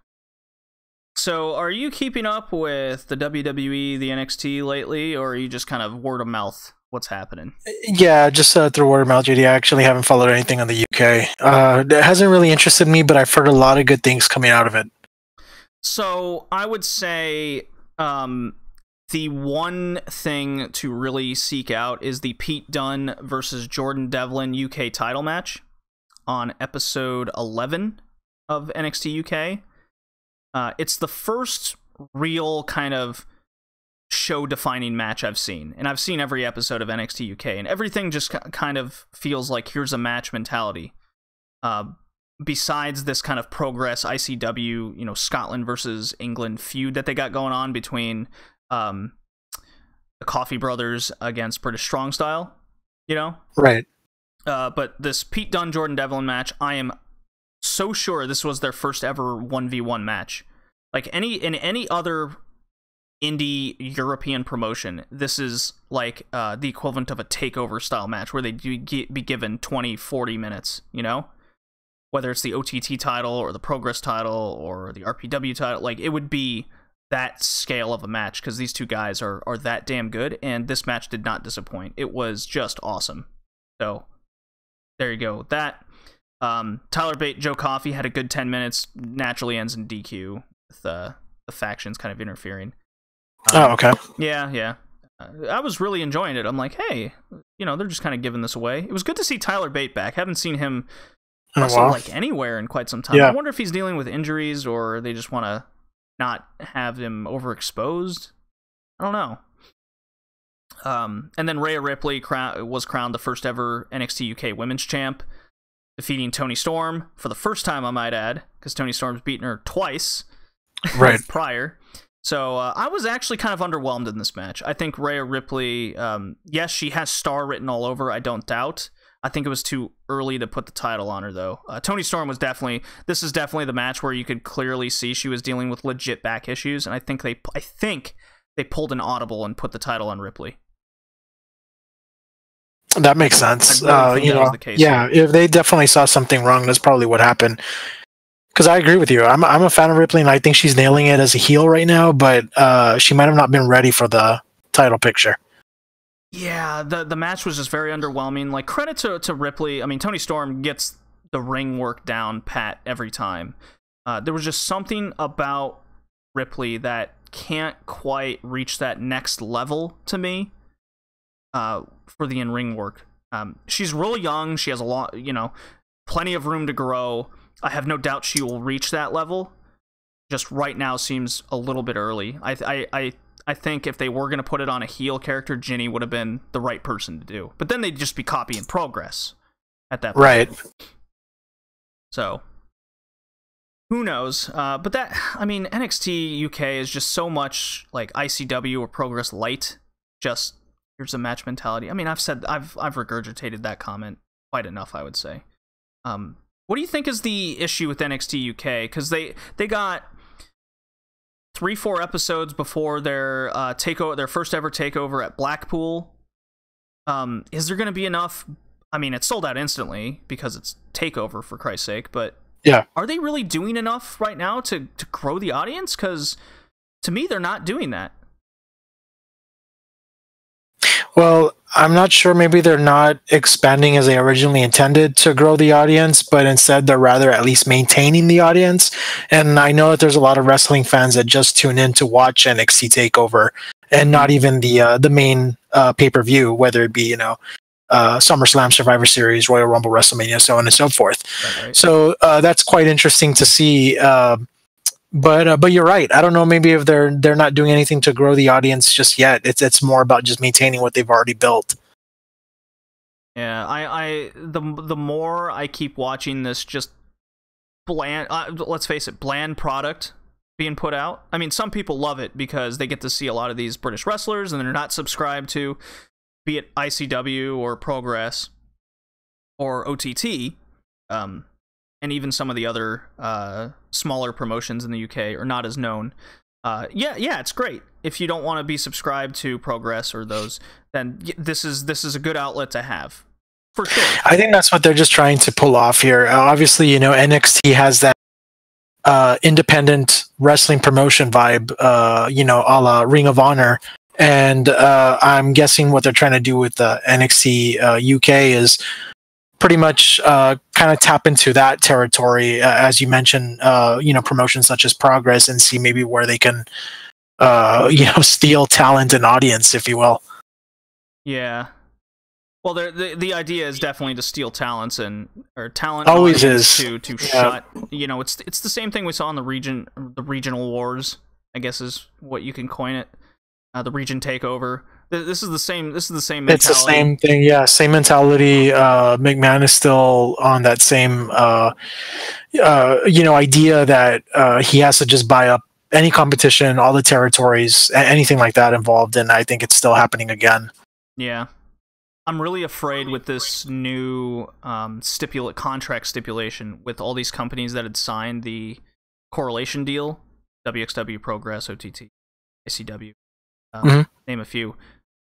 I think even Evolves, and then that at any point in 2019, WWE can just purchase the promotion, and that really frightens me for what that means for the future of the indie scene. Yeah, if WXW gets bought up in Germany, like that's it. German wrestling's dead. Yeah, like that territory's already all that work up. that they've built up over the years, gone. Because I don't see the German Wrestling Federation taking advantage of that and expanding. I don't see Defiant taking advantage of Progress going out and expanding south. I just don't. In RPW, maybe because of their ties with New Japan, they would be the only thing left in town. But that would just help RPW's case, and I don't think WWE wants that. It's very interesting and scary at the same time. So yeah, and the scary thing is just knowing that it's not like there's going to be like a bright future, and we know what WWE's going to do with them. Ever since they purchased, the most famous purchase of all time, World Championship Wrestling, they didn't do anything with it. And I'm seeing the same thing now, as they're acquiring, signing new stars. They just don't do anything with it. It's just a matter of Vince McMahon wanting to own it all, and that's all it is. Yeah, and it's clearly the move. It's a power move to just get the talent to weaken your competition. I see it in sports all the time, especially in Germany with Bayern Munich. Anytime like a team starts to gain some ground and become competitive against them, they just buy their players and bench them. It's the same thing. Yeah, this is exactly what he's doing. It's the same move, because there are going to be guys that shine through the cracks for sure. It always happens, but the majority of the guys will just sit the bench. Look at Marcel Bartel in NXT. He's been there, I think, 18 months now, and he's had 2 TV appearances, and that's it. Like, there's no plan for him. If there was, we'd see it already, for sure. Yeah, no, nothing has happened. And therefore, he's going back to WXW, making an appearance. I hope he gets moved to NXT UK, and then I can see him more in WXW. That would be nice. That's just hopeful thinking at that point. So, little NXT talk. I don't have much to say because we're just coming off War Games. What did you think of War Games, by the way? Oh, I absolutely loved it. Have nothing but good things to say about it. I enjoyed it. War Games, obviously, ever since I was a kid, has been my favorite match type of all time. I think they nailed it in that match. But out of all the matches in the night, I have to say that match, man, between Ciampa and Velveteen Dream. Holy crap, that was something else. Oh, that was your match of the night?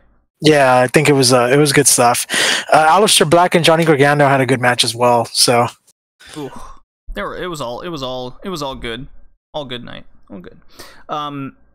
So on NXT, we saw Lars Sullivan defeat Keith Lee despite the videos of him being called up to the main roster soon. I thought this was a strange booking decision, personally. Because usually we see, the guy going out puts over the guy coming in, right? Yeah. That wasn't the case here. Opinion over it at all? Almost seems random, I guess. Yeah. It's like they're just calling him up and to do what, Again, it's just the fears. Yeah, I don't think that's going to happen. But, I guess they're trying to do something. They need another big guy, I guess. Yeah, I guess so. Need a big sweaty guy on that main roster because, Finn Balor's not getting pushed up. Yeah. And then the other rumor was Aleister Black's going to be called up, and that frightens me beyond reason. Yeah, same here. I heard the same deal. We've seen it time and time again. I guess the another perfect example is Almas. They never did anything with him. He's pretty much lost in the shuffle on the roster. I'm afraid the same thing will happen to Aleister Black. Yeah, he was called up in April. It's December, so excuse me, when? Everyone's like, no, he's fine. He's looking good losing. He's lost like every match since his debut. He beat Sin Cara. That hardly counts. Yeah, he went from being on top of the world, main event guy on NXT to being pretty much a jobber on SmackDown. It's just ridiculous. Glorified jobber. Yeah. Yeah, and I only see the same thing happen with Aleister Black. Maybe he'll kick Bobby Roode's head off a couple times, tops, unfortunately. Because I love the guy. I love Tommy End. I love Black. I love what he brings. He's had killer matches in NXT. The Gargano match was my favorite of the night, personally. Yeah, it was a real good match. The character is just so different. The look is different. But, just like Adam Cole, he's only, 6'1", 6'2"? Not big enough. Who, Aleister Black? Yeah. I believe he's only not big enough, 6'2". but then again, that seems to be the average. Nowadays, the whole big guy thing is pretty much out the window. Yeah, Braun Strowman is still probably that big guy, but the last of Oh, I didn't know he was 6'1". Yeah, Black is 6'1". Okay. Yeah, I mean, pretty much. John Cena is the last of that idea. Now in today's WWE, they're a lot shorter, they're a lot faster, they're a lot leaner, and I think Aleister Black fits that picture perfectly. But I will say his character looks like something that came out of something you would have seen maybe 20 years ago, the Attitude Era. I don't know how it'll fit in today's WWE.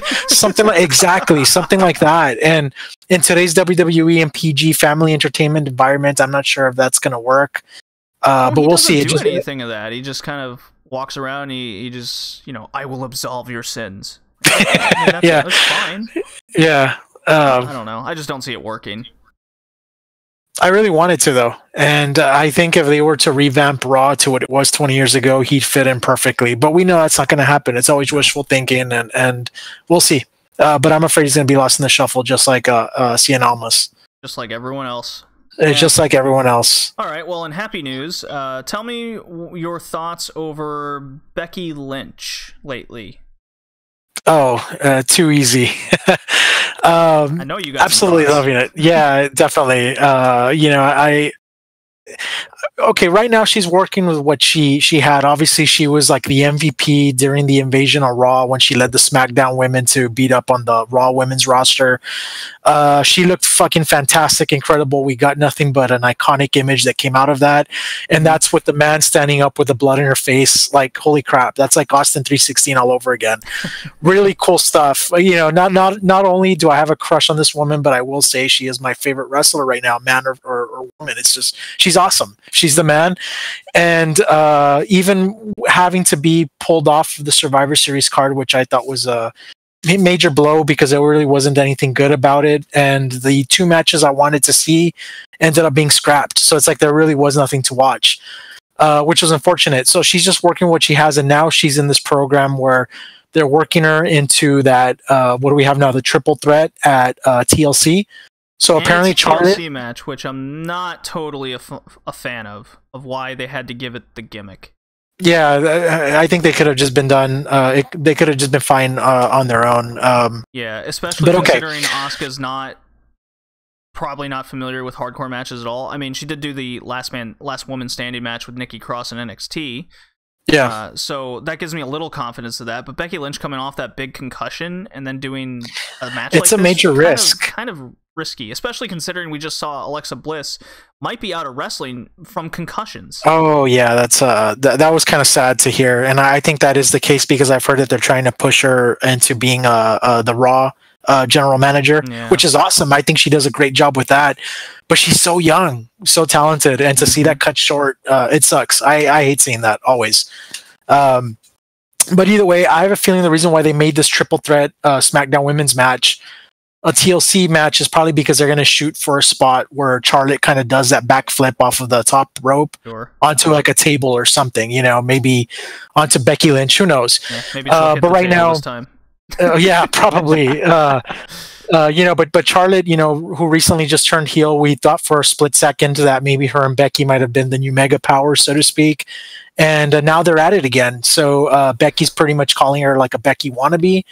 You know, so they're kind of, the rivalry has been restarted again, but now Becky is the tweener, Charlotte is a full-fledged heel, and then we have Asuka in the mix, which is great for her because we haven't seen her in something major since I don't know when. What was the last? And she's your face character, so I like the dynamic. I don't like how they built to it, especially considering like, hey, I popped hard for the Charlotte kendo stick beatdown of Ronda Rousey, and then it was immediately ruined when Monday Ronda Rousey pulled the John Cena effect where, I took a beating, whatever, it meant nothing kind of deal. No sold it. And I was like, fuck, come on. And then on Tuesday, Charlotte cuts a promo, like, I am the man kind of deal. And, well, that led to the Becky Lynch calling her a wannabe, which I was a fan of. But it didn't feel like Charlotte turned heel at all because of what happened post with the Ronda Rousey no-sell and everything. So here... It felt really off. Now, I think they kind of gave us what we want. Okay, now we got Charlotte as a heel. Oh, badass, right? But again, WWE is not letting it happen naturally, and they're shoving it down our throat yet again. It's like they just don't let us choose. And I think the moment that she beat down on Rousey, they fixed it. People were cheering for Charlotte again. And now it's like, oh no, she's a heel, so let's force her to be a heel. The only way we'll get that done is to put her up against Becky Lynch again. You know, even on Tuesday, she beat up both the Iconics alone when that's how she lost the title in the first place. I'm like, so now she's suddenly dominant. There's no continuity here, and it's just so obvious and horrible. I mean, it really speaks volumes to even something that's sort of going right with the Becky Lynch situation. It's still very messy. I've lost count of how many times people have turned face and heel just in the last 6 weeks. Yeah, it's really bad. But if they were just to embrace it and give it shades of gray and let the fans choose who they want to cheer or boo, I think it would work. But obviously, because in this day and age of political correctness and PG family-friendly environments, they just don't allow that to happen. They're still under the mindset that they want to give us the good guy versus bad guy scenario, but tell us who the good guys and bad guys are. Obviously, the fans are smarter, with the internet now. Even the kids, watching YouTube videos, nobody falls for that anymore. And I'm surprised that this man who once launched the Attitude Era campaign is going back to what he was claiming to be against. It's absurd, but it is what it is. But I think Becky Lynch is nailing it, whether it be on TV, her promos fucking fantastic, or on social media. She's working with what she has, and right now she's still on top. I'm here to say, and I'm pretty sure a lot of people will agree, that 2018 was indeed Becky's year. Let's hope 2019 will be better. But yeah, definitely. It's just amazing on how big of how big this superstar got, considering that she's a female. Just amazing. I can continue to talk about her all night, but if WWE's smart, at the TLC pay-per-view, she will be the main event. The TLC triple threat match should be the main event. It would be. I mean, they're not going to do that. I don't think they will. It would be really funny that AJ Styles finally gets the main event spot when he doesn't have the title. Yes, I know. It's like his whole entire run was pretty much based like on the mid card. Crazy booking. Yeah, very odd stuff. And then would they? The TLC pay-per-view's a good little inclination of what they believe who's the star, because Strowman is out and Reigns is out, and those are their two guys. They built their entire promotion around just these two guys, which is a mistake in itself. And now we're stuck with Brock Lesnar being a part-time defending once a year type of champion again. Right, and he's not going to be at TLC, so he's not going to be at TLC. Probably not at the Royal Rumble either. We're probably not going to see him until Mania, man, and that's pretty crappy on WWE's part. Knowing WWE, it's going to be Ronda Rousey against Nia Jax in the main event. Oh my god! And how if you've seen any Nia Jax match, you just know it's any worker just bouncing off her. Yeah, pretty much. That's another thing. It's totally just really bad. Yeah, I mean, there was a lot of people going, take advantage of, calling her the face breaker and taking advantage of the situation. Like, hey, I'm all for taking advantage of the situation, but how awesome would it have been if they actually kayfabe wrote something like that instead of relying on an accident to happen? Yeah, that's just my take. True. But Becky Lynch is the number one thing going along. Since the best thing going today, the SummerSlam turn, she's the best thing going. It's not even close in WWE. I just got myself the man T-shirt over Black Friday, so had to pick it up. 16 text. Yeah, and to this day, I have pretty much every single action figure that they've released of her since then. So I'll try to keep that tradition going. Can't wait for one of the man T-shirt or something, but that'd be pretty cool. Okay, I think that complete with blood in the face. Just get some little paint and just post it over there. Yeah, pretty sure somebody will make a custom. Oh, absolutely. I think that does it for the WWE talk. We talked more than I thought we would, but hey, there's a lot to break down, I suppose, more than we agreed. But I think it's time for some WCW. Oh my god, let's do this.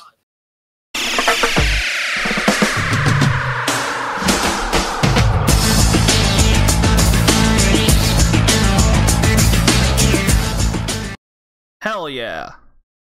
So, Rad, it's time for Thunder. You've missed a few episodes, but you've been here a little while. You've seen Thunder in the past. It's April 9th, 1998, episode 13. We are 10 days away from Spring Stampede. Friggin' A. Take it away.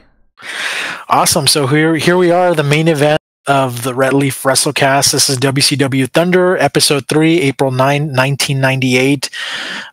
So here we are again, as JD mentioned, it's 10 days away from the big pay-per-view, Spring Stampede, and pretty much it starts off with commentary mentioning that we're 10 days away. From now, the world champion Sting will take on Macho Man, and then they show recaps of Nitro where Macho Man got injured. Oh, yes. Okay, I'm sorry. I'm just going to explain to the audience. Unfortunately, I didn't tune into this, so I'm not very fresh with what's going on. But I actually, going through the agenda here, I remember it just like it was yesterday, being the huge WCW fan that I was. Yes, watched every Monday Nitro on Thunder. The speeding away Viper car. I remember that with Vincent and the Disciple. Oh, man. So I guess it just pretty much caused more havoc working around Macho Man, what he got kind of like a kayfabe injury going on there. I think the whole question mark was who was the man driving the Viper, which was red and yellow. So how obvious can it be? Right. This is the one, right? Yeah. So obviously, it's the speeding away red and yellow Viper. Yep. So yeah, so here we have Macho Man working off of that. So Thunder's opening up with that recap, and we go to the first match, and it's Saturn, who I know JD can't stand, versus versus Tokyo Magnum. Hell yeah, I remember being such a fan of this guy. I believe he had a big cult following after a while. He was actually the I guess the entertaining version of Alex Wright and Inferno wrapped in one, you know. Pretty cool. I even think they had like a 3-way thing going on as well, so he always got involved. But yeah, this guy came out complete with Tokyo music. He would dance to it and everything. Very entertaining guy, but he was also an incredible performer as a cruiserweight. So here we had a quick match. In fact, he was the one that went on to pretty much kickstart Dragon Gate after the fall of WCW. He was part of that movement of Dragon Gate. That's really cool. I didn't know that. That's a pretty cool fact there. Yeah, he's on a few of my Dragon Gate DVDs I got. That's freaking awesome. Does he still do the Tokyo Magnum dance? Well, he's Magnum Tokyo. Okay, yeah, interesting. He's pretty much the same guy. Yeah. So yeah, here we are, the first match, Opening Thunder. It's just pretty much a quick match. Not much to really see here. Saturn is pretty much hesitating with the Rings of Saturn to end the match, and that's pretty much it. So Saturn gets on the mic and he calls out Goldberg. Yeah, like he's gonna beat him up. So Goldberg pretty much basically takes out Raven's flock as Raven watches at ringside as always. And you have Saturn and Hammer fight themselves to the back. Hammer was another. Yeah, he was another kind of like a rebel who started to break away from the group. So they just kind of like started to I guess get away from each other. I don't know. Yeah, we just got a couple quick new subs on Mixer here. On stage 17 and Medium Vessel 642 new followers. Shout out to the new subs. Thank you, new subs. Go on, Rad. Excellent. So next we have Yuji Nagata going up against Prince Ikea. Yep. Pretty much a quick, fun match. Goes for about 6 minutes. Cool top rope double axe handle to Sonny Ono, who was the manager of Yuji Nagata. So that was pretty cool. Post match, this shit was funny. Chris Jericho, so hard. Yeah, he comes out with a mic and he calls Prince Ikea Prince Maki Maki too fat to be a cruiserweight. Yeah, Jericho was freaking hilarious in those days. Oh, so and he's like, no way, yeah. I have to, because the story going in here is Prince Ikea has kind of been on this winning streak, and he's earned himself a cruiserweight title match at I think Spring Stampede is what they're building to. So Chris Jericho's obviously upset. He doesn't want to defend his title against this guy who's winning all the time. And I must say, I love... How do you feel about matches on TV that are within the commercial breaks rather than what we see in today's format of, let's say, WWE Raw, where you get a match and half of it's always cut off by a commercial break? That's a good question. I'd rather, if it's going to be aired on TV, I like to see the whole thing, but I think sometimes when it's cutting mid-match, always happens when somebody gets thrown to the outside. It kind of just gives it a little bit more realism. Okay. So, I'm not saying I'm a fan of it, but I'm okay with it. It's really not that big of a deal for me. I'm kind of torn myself on it, because in one perspective, the match is over. You got what you got. It was a cool, like I said here, I've been liking these kind of Yuji Nagata, Prince Ikea matches where they're straightforward, quick. They hit their key moves. We're done here. Move on with the next match and story. You get to see your cool guys. While on the other hand, with today's style, you have, you have half the match. You're building up the story, but the story of the match is kind of cut off by that moment where you throw him to the outside, and then you hit the big move for the sake of hitting the big move, which that part I'm not a fan of. But I am a fan of the longer matches for TV. Right. So I'm really torn on between the two, because you can't have both things. It's impossible in this case. Yeah. Yeah. But I'm totally for longer matches on TV. Yeah. So, but yeah, like go on with the Jericho promo on Prince Makamaki. Yeah. So he says that he's too fat, to be a cruiserweight, and no way with his morbidly obese eating habits that he could be under the 225-pound weight limit, which was funny because back then they were very strict about that limit, but obviously Jericho made a joke about it. So not unlike the perfect 224.5 pounds, cut that Jericho is. So yeah, he just had to add that in there. He's just the perfect weights for the cruiserweight division. So that's funny. So yeah, he is going to bring a scale down for the Prince now. Then we cut to a recap of Nitro again, where Kevin Nash says that the colors of the Viper, just as I mentioned earlier, that sped off matched a certain superstar who wore the same colors just a few years back. Remember, guys, red and yellow.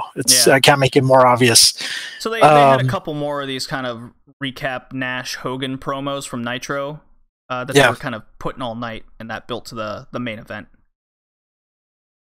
So and this was already when the whole rebellion was kind of cutting away from the NWO, and Kevin Nash was building quite well. Definitely building. Awesome build up. Yeah, at least the payoff should be better than what we saw with Hogan and Savage at the previous pay-per-view. What a waste of space that was. So anyways, go on. So we go back to Raven in the ring. Typical sit-down style promo. Quote the Raven, nevermore. And he was randomly attacked by a weird fan and pulled out of the ring. Security tackled the crap out of this guy and just took him away. I guess Raven's mic was cut and comes back to him saying DDP could have gotten him a job and he will kick out of the Diamond Cutter. Yeah, like half his promo was muted because the mic was cut. It was just so odd. So you had the fans just like, what the hell's going on here? They're looking at the fan being like ripped away by security. And it's funny because during this era, fan storming the ring happened quite a lot while in WCW. So you saw that a lot on pay-per-views and TV, and it always just created an awkward moment because obviously the audience was like, okay, that wasn't supposed to happen. It takes away, I guess, the focus from what's going on in the ring, and that's probably why they had to cut the mic. And then the fans were doing the Atlanta Braves chant over Raymond's promo. So yeah, it just goes to show you. We're Ted Turner City right there. What a mess. Yeah. So then here we have Buff Bagwell, NWO Black and White, interviewed by Tony Schiavone, and he cuts a promo about how he is 4-1 versus Lex Luger. And during this time he was in a rivalry with Lex Luger and dubbing himself the real Total Package. So yeah, it was quite the rivalry. I can just imagine that you probably cringed at it, being that you're not a fan of either or Buff Bagwell or Lex Luger. I remember this feud as a kid, and just like, I just want it to end so bad. Just change it to Monday Night Raw. I probably did. God, but yeah, that was the whole outlook to their little match on Nitro. I believe commentary said like Buff Bagwell's won every one of those matches via Luger being counted out. Oh man. So whatever. Typical NWO we'll see fashion. More of that later in the night. Yeah. And speaking of NWO, now we have Conan K-Dog with manager Vincent going up against Chris Benoit. So this is a pretty much fun mix of technical back and forth, as both wrestlers have a technical background, until Benoit locks in the crossface to win. So a pretty fun match there. Simple enough. Then we have Kurt Hennig being brought to the ring with Rick Rude, obviously representing NWO again. Rick Rude heads over to commentary, and Kurt Hennig is facing against the Hacksaw, Jim Duggan. So this match is pretty much what you would think it would be. Then Rick Rude handcuffs Duggan to the top rope for a disqualification and beatdown, and Jim the Anvil Neidhart and the British Bulldog come down to make the save. So these guys are already on TV and they're doing their thing as well. So pretty interesting there. Baby faces saving other baby faces. What a thought. What a thought. So not much else to say about that. We move on over to... You ready, Rad? Yeah, another piece of WCW history right here. Glacier, the Sub-Zero Mortal Kombat character knockoff. Entrance music, way too good for him, and I totally agree with that. But man, was that an entrance. You had the whole lights turning dim to blue, the snow falling, and this guy would come out doing martial arts. The entrance was, I guess it was, it made him look a lot more than what he was. They made him out to be just this crazy big deal of a guy. Yeah, you know, but just remembering all this, that's WCW nostalgia for you. So good times, good memories.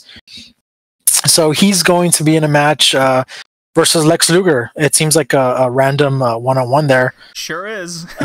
Yeah, Buff Bagwell sprawled out of the entrance ramp with his dumb smile. Oh man, laid out like hip hand on his face. He's on his side. He's got his big done smile. He's flexing his left arm. Buff is the stuff. Oh my god. Oh man, it's hilarious. It's so funny they put that dumb smile in WCW Revenge on the N64. Like, it's just hilarious. But yeah, so you had Buff Bagwell there. Then meanwhile in commentary talking about Kevin Nash and Hollywood Hogan. Trouble within the NWO, again, as there's already a rebellion and it's not just Macho Man Randy Savage. Glacier being highly experienced in the ring. That's what commentary was saying. At least that's what they mentioned. And Glacier actually getting offense on Luger until Lex Luger hits his move of doom, and that's the bionic forearm, the clotheslines. Back body drop, the crowd goes wild, and here we have the torture rack. I liked the torture rack, JD. Hey, I love the torture rack too. Yeah, I'm a fan of Lex Luger, but probably for you know, nostalgia in itself. But anyways, I really did enjoy his run this time in WCW, and I'd go crazy for the torture rack. So good stuff. I went nuts when he showed up on the first episode of Nitro. That's for sure. Oh hell yeah, complete in white shirt and all in the mall. But as time went on, it's just everything ended the same way. Bionic clotheslines, back body drop, torture rack. Yeah, that's all it was. On. Yeah, the original Superman of wrestling. I didn't like it then, and I don't like it now. Right. So that's it. Nothing much to say here. We next match, and we have some cruiserweight action between Kidman versus Psychosis. You know, pretty much a lot of quick moves between the two, and then Jericho finally shows up and he distracts the ref with a scale in his hand. So funny, man. This guy's just like interrupting every cruiserweight thing going on. So good. So meanwhile, Psychosis is in control of the match, goes to the top rope for his finisher, and La Parka hits him with a chair, the official chairman of WCW. He does this dance, pretty much spits, and he kicks the dirt as Kidman hits the shooting star for the win. Oh man, that shooting star! I was a huge fan of that move. It looks a bit ugly in retrospect compared to some of the shooting star presses that guys do today, because Kidman's was, let's face it, pretty angular. Yeah, angular, and he was still pretty much a rookie, you know, fresh out of the power plant, if I'm not mistaken. Yeah, he was. Yeah, because I think he was in the school probably during the early 1997. He debuted late 1997, and he did the Ravens flock thing in '98. So he was a very fresh rookie coming out of that. But I always enjoyed watching that move and was always in awe. Yeah, I was a big fan here we too. had a shooting star for the win, so pretty cool there. The only time prior I'd ever seen a move like that was, I believe, Liger did it when he had a brief stint in WCW. Yeah, hell yeah. Yeah, and not just on one occasion, but I want to say I saw him do it several times. Yeah, well, I believe he was the innovator of the shooting star press. Oh, that shooting star press. Liger. Okay. Yeah. Another factor there. That's pretty cool. So it was cool, and I wonder if Kidman he must have gotten that move from him. He probably thought it was really cool when he saw him in the power plant or something, and yeah, and that became his move. Yeah. So yeah, there we are with the shooting star for the win. Moving on out to Chris Jericho gets Shivani and IK in the ring to prove weights. So IK weighs in and he's at 218. What the hell? So that's totally impossible, right? Reaction was super funny. Yeah. IK just casually steps on the he just casually steps on, and then Shivani goes 218. And Jericho goes, "See, I know it." What? Totally freaks so obviously, out. he's the scale isn't calibrated. That's the problem. I'm gonna go to the back and get a new scale. He was well under that threshold, so he definitely is a cruiserweight for the taking. And as he's cutting that, Jericho just cracks him with the scale and beats him up. So it was good. It got Jericho over as the heel, really funny, gets himself over, and Ayakea as the baby face. He's just like, yeah, whatever. Yeah. I don't remember much of Ayakea the more I think about it, but I'm becoming a fan of his more and more. He was good, JD. I remember a lot of it, and he was a damn good cruiserweight. I remember very little. He just, it's not that kind of character that sticks out, but going down this nostalgia path, I'm like, yeah, I do remember this guy. You do remember him. Yeah, he was kind of got lost in the mix, so they had to revamp his character during the era of the New Blood. And then they gave him the Purple Rain. Oh, yeah. Yes. He was known, the artist formerly known as Prince Ikea. So that was his gimmick. He came out with Booker T's wife, Charmel. Yes. I forget what her name was in WCW. But they had the Purple Rain gimmick going on, and that was probably the highlight of his career. Was it Sherry? I think it was Sherry, if I'm not mistaken. I have to check back. She might have been under another name doing that Purple Rain thing going on, but that, like I said, that was the highlight of his career, and that's probably what you'll remember him more. But before that he was one hell of a performer as a cruiserweight, but lost in the shuffle because he didn't quite have, I guess, a character that stood out versus the rest. Yeah, and let's face it, the cruiserweight... Mysterio, Psychosis. Yes, exactly. Those were like the main eventers of that division, and he was kind of just like thrown in there in the mix. But definitely hang. I'm looking forward to this cruiserweight title match at Spring Stampede. Hell yeah. If they go 10 minutes, I'll be happy. Yeah. I don't know if they went 10 minutes though, but maybe that would be pretty good to see. Yeah. What's next? Good stuff there. Okay, so now we're moving on over to the Disco Inferno. Another guy I know you're not a fan of, JD. I don't blame you on that. Versus Big Papa Pump Scott Steiner. I'm guessing it's official now. No longer White Thunder. And he's being brought over to the ring by Buff Bagwell now with some trophy.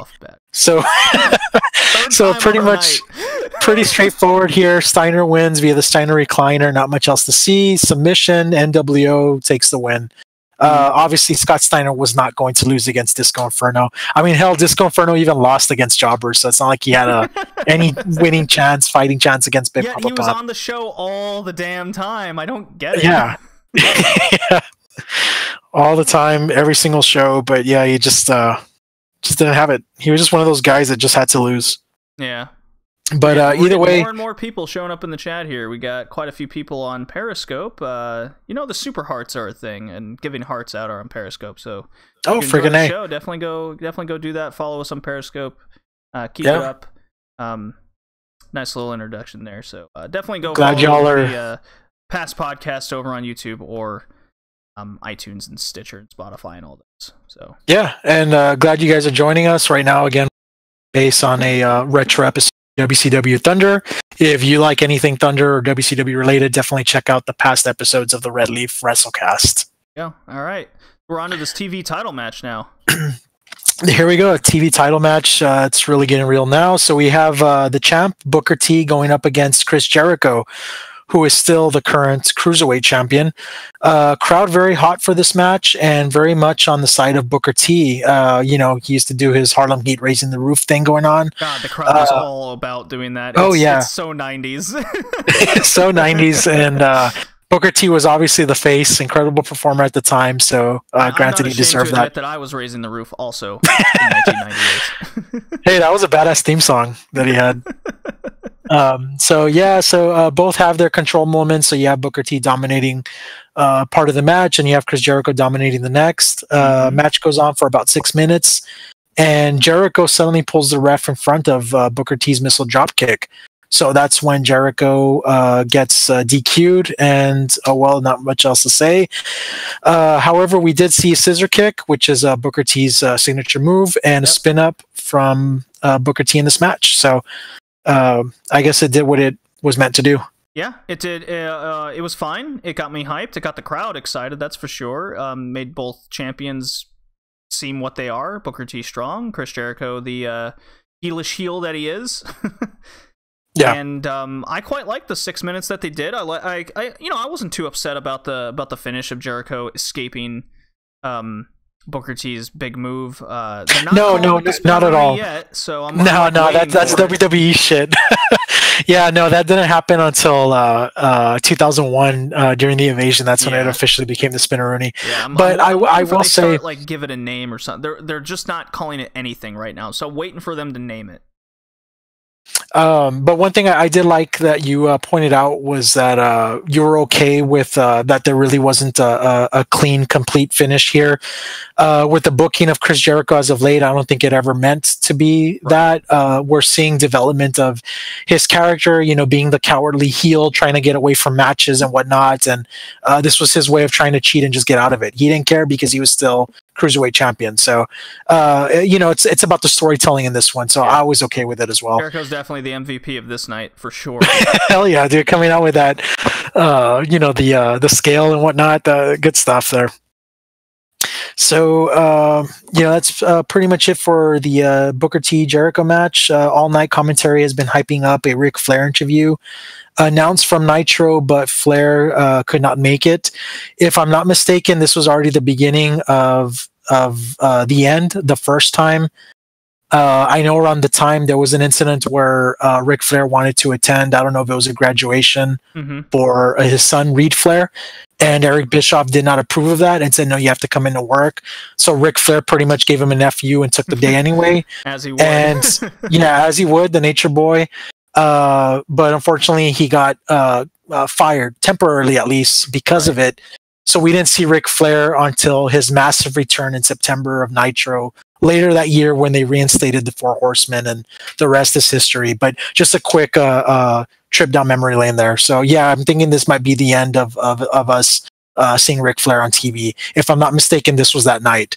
So either way, if this could not make it, so instead we got Tony Schiavone, who's being joined by Eric Bischoff and Scott Steiner. Eric Bischoff cuts a promo putting Hulk Hogan over, as always. And Flair under while Steiner flexes his biceps and kisses them the entire time. This was utterly ridiculous. Like, Bischoff's trying to cut this super serious promo, right? Saying, you know, Hogan's this, that, he's amazing, and Flair's, you know, a piece of shit, basically, putting him down. Meanwhile, like, in between, behind Bischoff and Schiavone here, is Scott Steiner, Big Papa Pump, just going, yeah, bicep, kissing, yeah, he turns around, does it the other arm, and then he does it again, and then he finally gets on the mic. Freaking Big Papa Pump, yeah. It's like he was always that, but now that he had this new character, it was like tenfold. Like, he just embraced it, you know? He was always full of himself. Over the top and cheesy. Yeah. And I was just laughing. That's the White Thunder for you. I was like, am I supposed to be laughing doing this? Like, I took a picture of it on a screenshot and put it on Twitter. I'm like, this trio. Oh, man. Yeah, no, at the time, I don't think that was meant to be funny. Hilarious now, but I guess it was meant to be intimidating at the time. Now. Oh, God. Who knows? But Steiner finally gets a word in, and I'm just going to take over this part right here, because it's just as bad. He gets on the mic. This is his time to shine, Rad. And what does he do? He flexes again, kisses the bicep, oh my and God. Just shows Flair's a coward. And then that's all he has to say. That's all he has to say, and then he does the other arm and kisses his bicep again. Oh, man.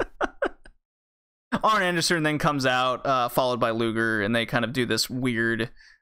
you could tell this was kind of an audible, because it was like all the timing was off. Yeah, and because Flair was, I guess, pretty much a no-show, they just kind of improvised on the spot. Yeah.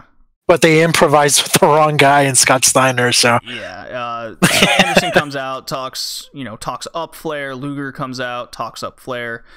Steiner just kind of modals on the back there, and Rick Steiner sneaks up behind Bischoff and gives him a little suplex. So the crowd did pop for that, at least. So finally, Rick Steiner gets a little recognition here. There we go. It did what it did. But now we're on to the main event of the evening. All right. Yeah, so next we have Kevin Nash with Conan. He cuts a promo about his Bat tag team match coming up at Spring Stampede and his beef with Hollywood Hogan, which is very obvious now. He's going up against Scott Steiner, being managed by Ted. Rick Steiner, being managed by Ted DiBiase. So pretty much that's the main event. Naturally, after a little Nash in control. Without looking, let's build up some suspense here. Without looking remembering, how do you think this main event of Thunder went down? Oh, the NWO gets involved. Quick DQ. Well, how did you know? Yeah, that was a typical formula. Oh, God. Yeah, like, once Nash, like, it is just heels in control. Face makes the comeback, and WO hits the ring, full beatdown. Like that was it. Trash thrown in the ring heavily for the second straight week here on Thunder. Yeah. Just fans super pissed off. I think 3 out of the last 4 weeks now, trash has been thrown in the ring, and security is heavily guarding the rails. So not a good sign. Could be the beginning of the end, you might say. Could be. Or passionate fans getting involved. Well, I mean, just think about it with the way like Raw has been going lately, and the ratings being plummeting. And yes, this was already a time where fans already were just sick and tired of the NWO shenanigans, and they wanted full main events, clean finishes, and obviously WCW wasn't booked this way. Something new, something fresh. Just stop doing the same thing over and over again to end your nights. So one thing I noticed, yet again, we haven't seen the tag titles in forever. Period. Oh, that's an interesting thought I hadn't noticed, but yeah, you're right. But I'm guessing maybe it might just be a Thunder thing. Maybe, but Scott Hall is like banned from TV in this little storyline they got going now, and Nash isn't coming out with the tag titles around his waist, so I don't know what's happening. They weren't defended at the previous pay-per-view. They've just been absent. We haven't seen tag matches in a while either on Be It Thunder. I don't remember if, we're not watching Nitro, so I wonder if the tag matches are there, and that's where we're seeing the tag belts. I imagine that's the case, but we're not seeing them on Thunder at all. No mention of them either. Something I've noticed. I do like Raven's little "I stole the U.S. belt" thing, and that whole storyline goes on. No DDP on this episode, though. Quite disappointed. Quite disappointing, and that's that he's pretty much been the star of Thunder as of late. Been the people's champ, and no DDP. His presence was vastly missed, considering the 3 appearances by Buff Bagwell we saw on the night. Oh man.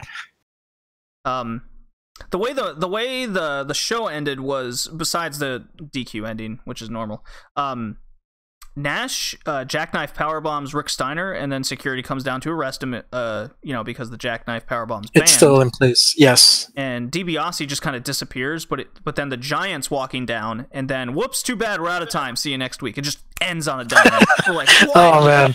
Yeah, that was typical WCW for you. So we didn't get to see anything. It was basically a waste of a main event. Very, once that Jericho Booker T match ended, essentially the show ended, the way I saw it. Yeah, so this was just pretty much, I guess, to further that storyline, but you can never do that towards the end. The fans are going to be pissed off.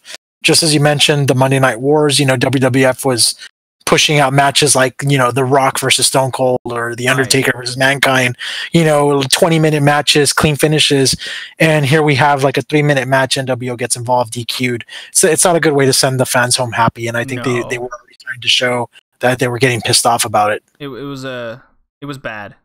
It was certainly on the negative side. And but I blame. I definitely felt it here. Just in 13 episodes now, and 3 out of the 4 weeks, it's ended. It's already showing shitty like this. Like I'm pissed off at the main events. I'm just like, well, know what to expect. DQ finish. All right, move on. Well, I blame the poor booking and the fact that each wrestler, as per their contracts, had like complete creative control of themselves. That's not a good spot. Yeah, no one can go over anybody, kind of deal. Yeah, and it just becomes problematic, and it showed.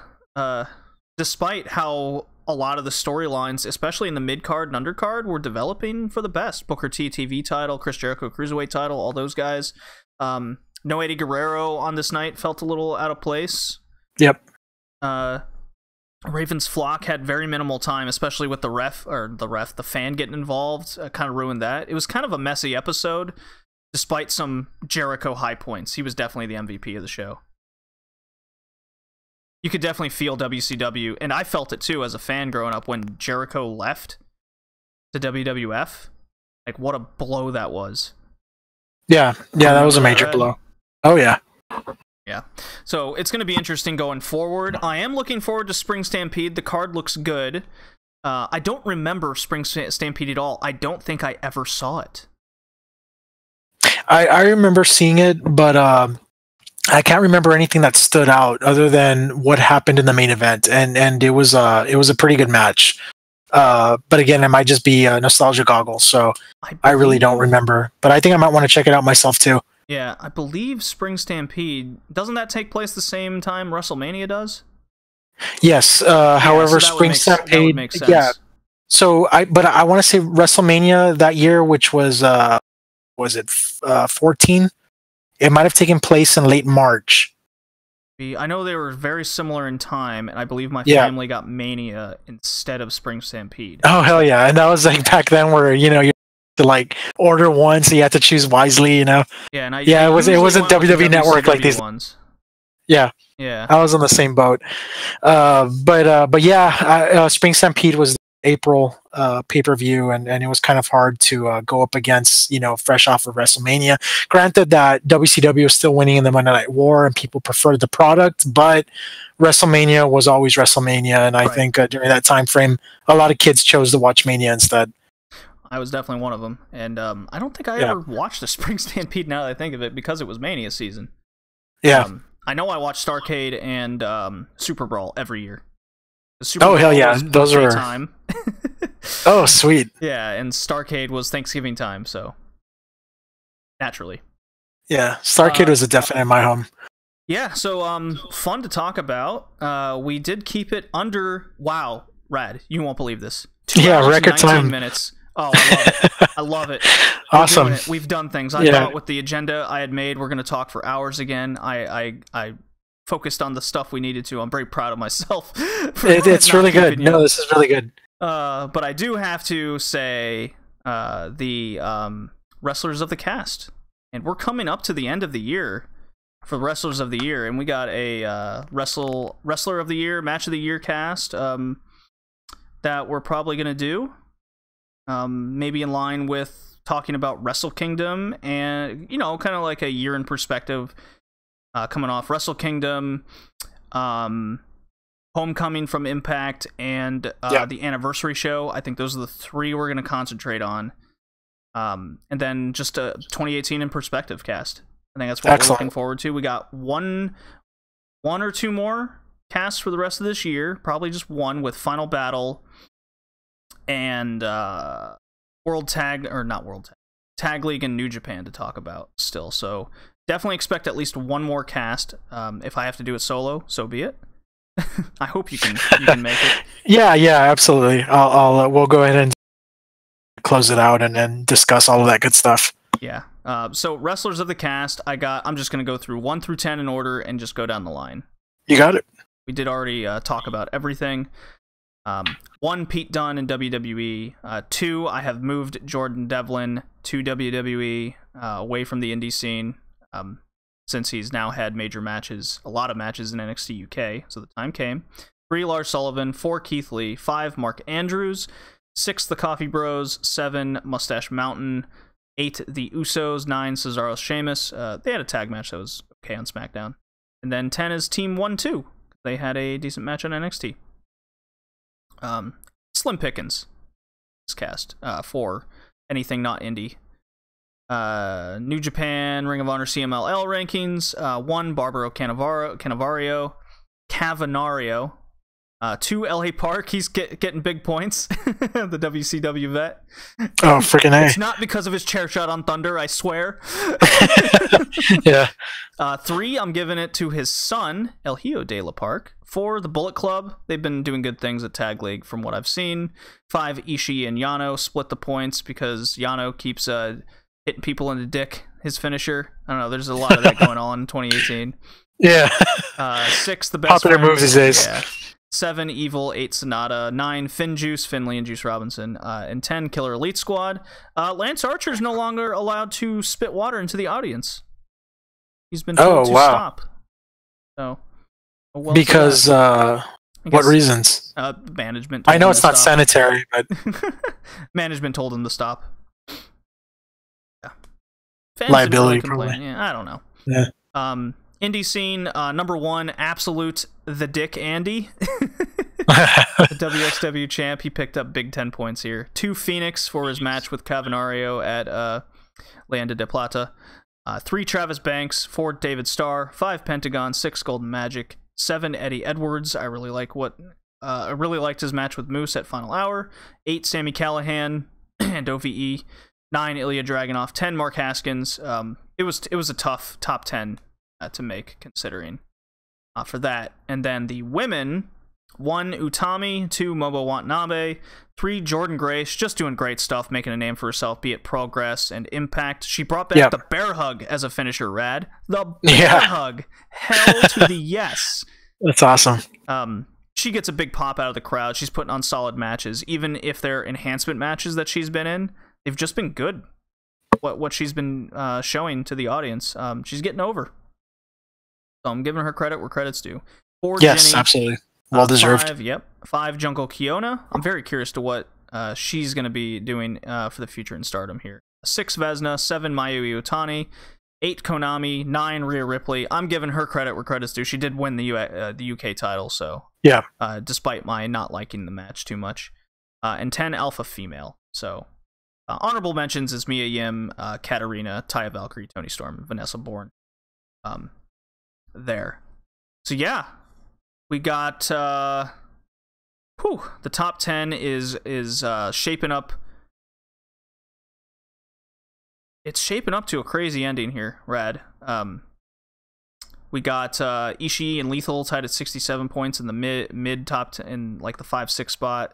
Then we have Gargano and Pentagon tied for 10th. Oh, interesting. So, and everyone's separated by less than 10 points, with the exception of Walter, Ospreay, and Zack Sabre Jr. carrying out the top 3 there. So pretty crazy. I wish Omega and Okada would, wrestle more, but hey, considering how many points they've had in their limited span, it's pretty crazy to think about. Yeah, it is. Johnny Gargano's been, in my opinion, the MVP of 2018 for WWE. He's killing it, man. He's absolutely killing it with his character work, his in-ring work. Yes. I hope he stays in the top 10, but Pete Dunne has moved to 2nd place in WWE, so he's only 1 point behind him.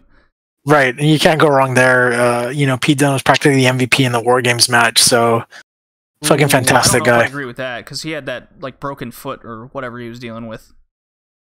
That's true, but he made it happen, and I really like the stuff that he did. Unless you're considering maybe Ricochet with the MVP as the MVP, probably what that movie did off of the top of the cage. Oh yeah, the double moonsault. That's pretty crazy. I gave my MVP actually to Bobby Fish personally, because he was the one that introduced a lot of factors into the matches, whether it was locking Dunn in the cage, introducing the chairs and whatnot. That's what started the hardcore element, and just his placement in the match in general. I really liked what Bobby Fish brought. We got some comments here. Outdoor Reviews says, "Hey everyone." Chris Dupuis joined. Fishy Boy says, "I think Becky Lynch would be the MVP for the women's division in WWE." Absolutely. Agree. I think Red would as well. Overall, it's a much tighter race than you would think, because don't forget that Becky Lynch was almost non-relevant until August. Yeah, she didn't do anything until August, but man, she came with with some fire, that's for sure, and she's been the hottest thing since, and she picked up bad points. Once that point turned, there's no doubt. The hottest thing going today. Hottest thing going today, especially in WWE. We had a good conversation today, Red. If you want to listen to the Red Leaf Retrocast more, if you're a fan of video games, if you're a fan of anime, we have a podcast for those as well. Red Leaf Anime Cast. Red Leaf Retrocast is here to stay. You can find us all. New follower by Fishy Boy on Mixer. Look at us killing it on Mixer in this episode. Very cool. Welcome. If you've enjoyed the cast and you want to hear more, go to iTunes and Stitcher. Leave us a nice little review. We'll read it on the cast. Speaking of which, I have a review to read on the cast to end us out. Are you ready? Let's hear it. Okay, I'm going to pull it up. Go. And this comes from Paintball Gamer, all the way from Canada. Great cast, 5 stars. I have been listening to these guys for a while, and this is a really good cast. A wide range of topics depending on your taste. Great hosts on each of them, and some good banter between them. It has largely consistent schedule as well, which is much appreciated. Highly recommended. Well, thank you, sir. You're awesome. You're the best. Yeah, really cool review. Yeah, and those that are wondering, the November contest has ended indeed. If you want to join any contest in the future, like a certain 2-year anniversary giveaway that we'll be running in January, then leave us a review on iTunes or Stitcher to be entered up to 4 times. The other 2 would be subscribing on YouTube and following us on Podbean. So I do get notifications. So if you do any of those 4 things, I will mark your name down for a future entry. And with that being said, Rad, thank you for joining me yet again. It's good to have you back. Yes, thank you for having me back. I think it was long overdue, but definitely feels good to be back. Yeah, and definitely plug your stuff while you're at it. Absolutely. For any of you still listening, my name is Rad. Twitter at Rad083. Pretty much touch base on retro gaming and or professional wrestling. And I also have a YouTube channel, Rad0. You can follow me there as well. Please subscribe. Touch base on retro gaming and pro wrestling as well. Mostly do unboxings, things of that nature. It's been a while since I posted a video. When I'm not posting videos on YouTube, definitely busy on Twitter. And when I'm not busy on Twitter, I'm definitely here joining JD as the co-host of the Red Leaf Wrestlecast. So thank you for joining us, everybody. Yeah, thank you. This has been Red Leaf Wrestlecast episode 19. One big neck, Leyende to Hamburg. You got it. Next time.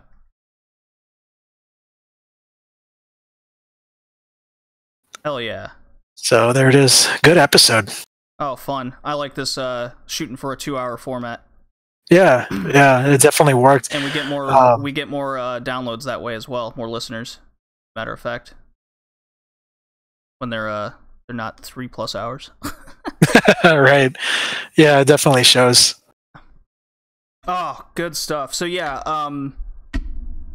I don't know what your availability is for a couple weeks from now. I imagine you'd be pretty busy with the holidays coming up.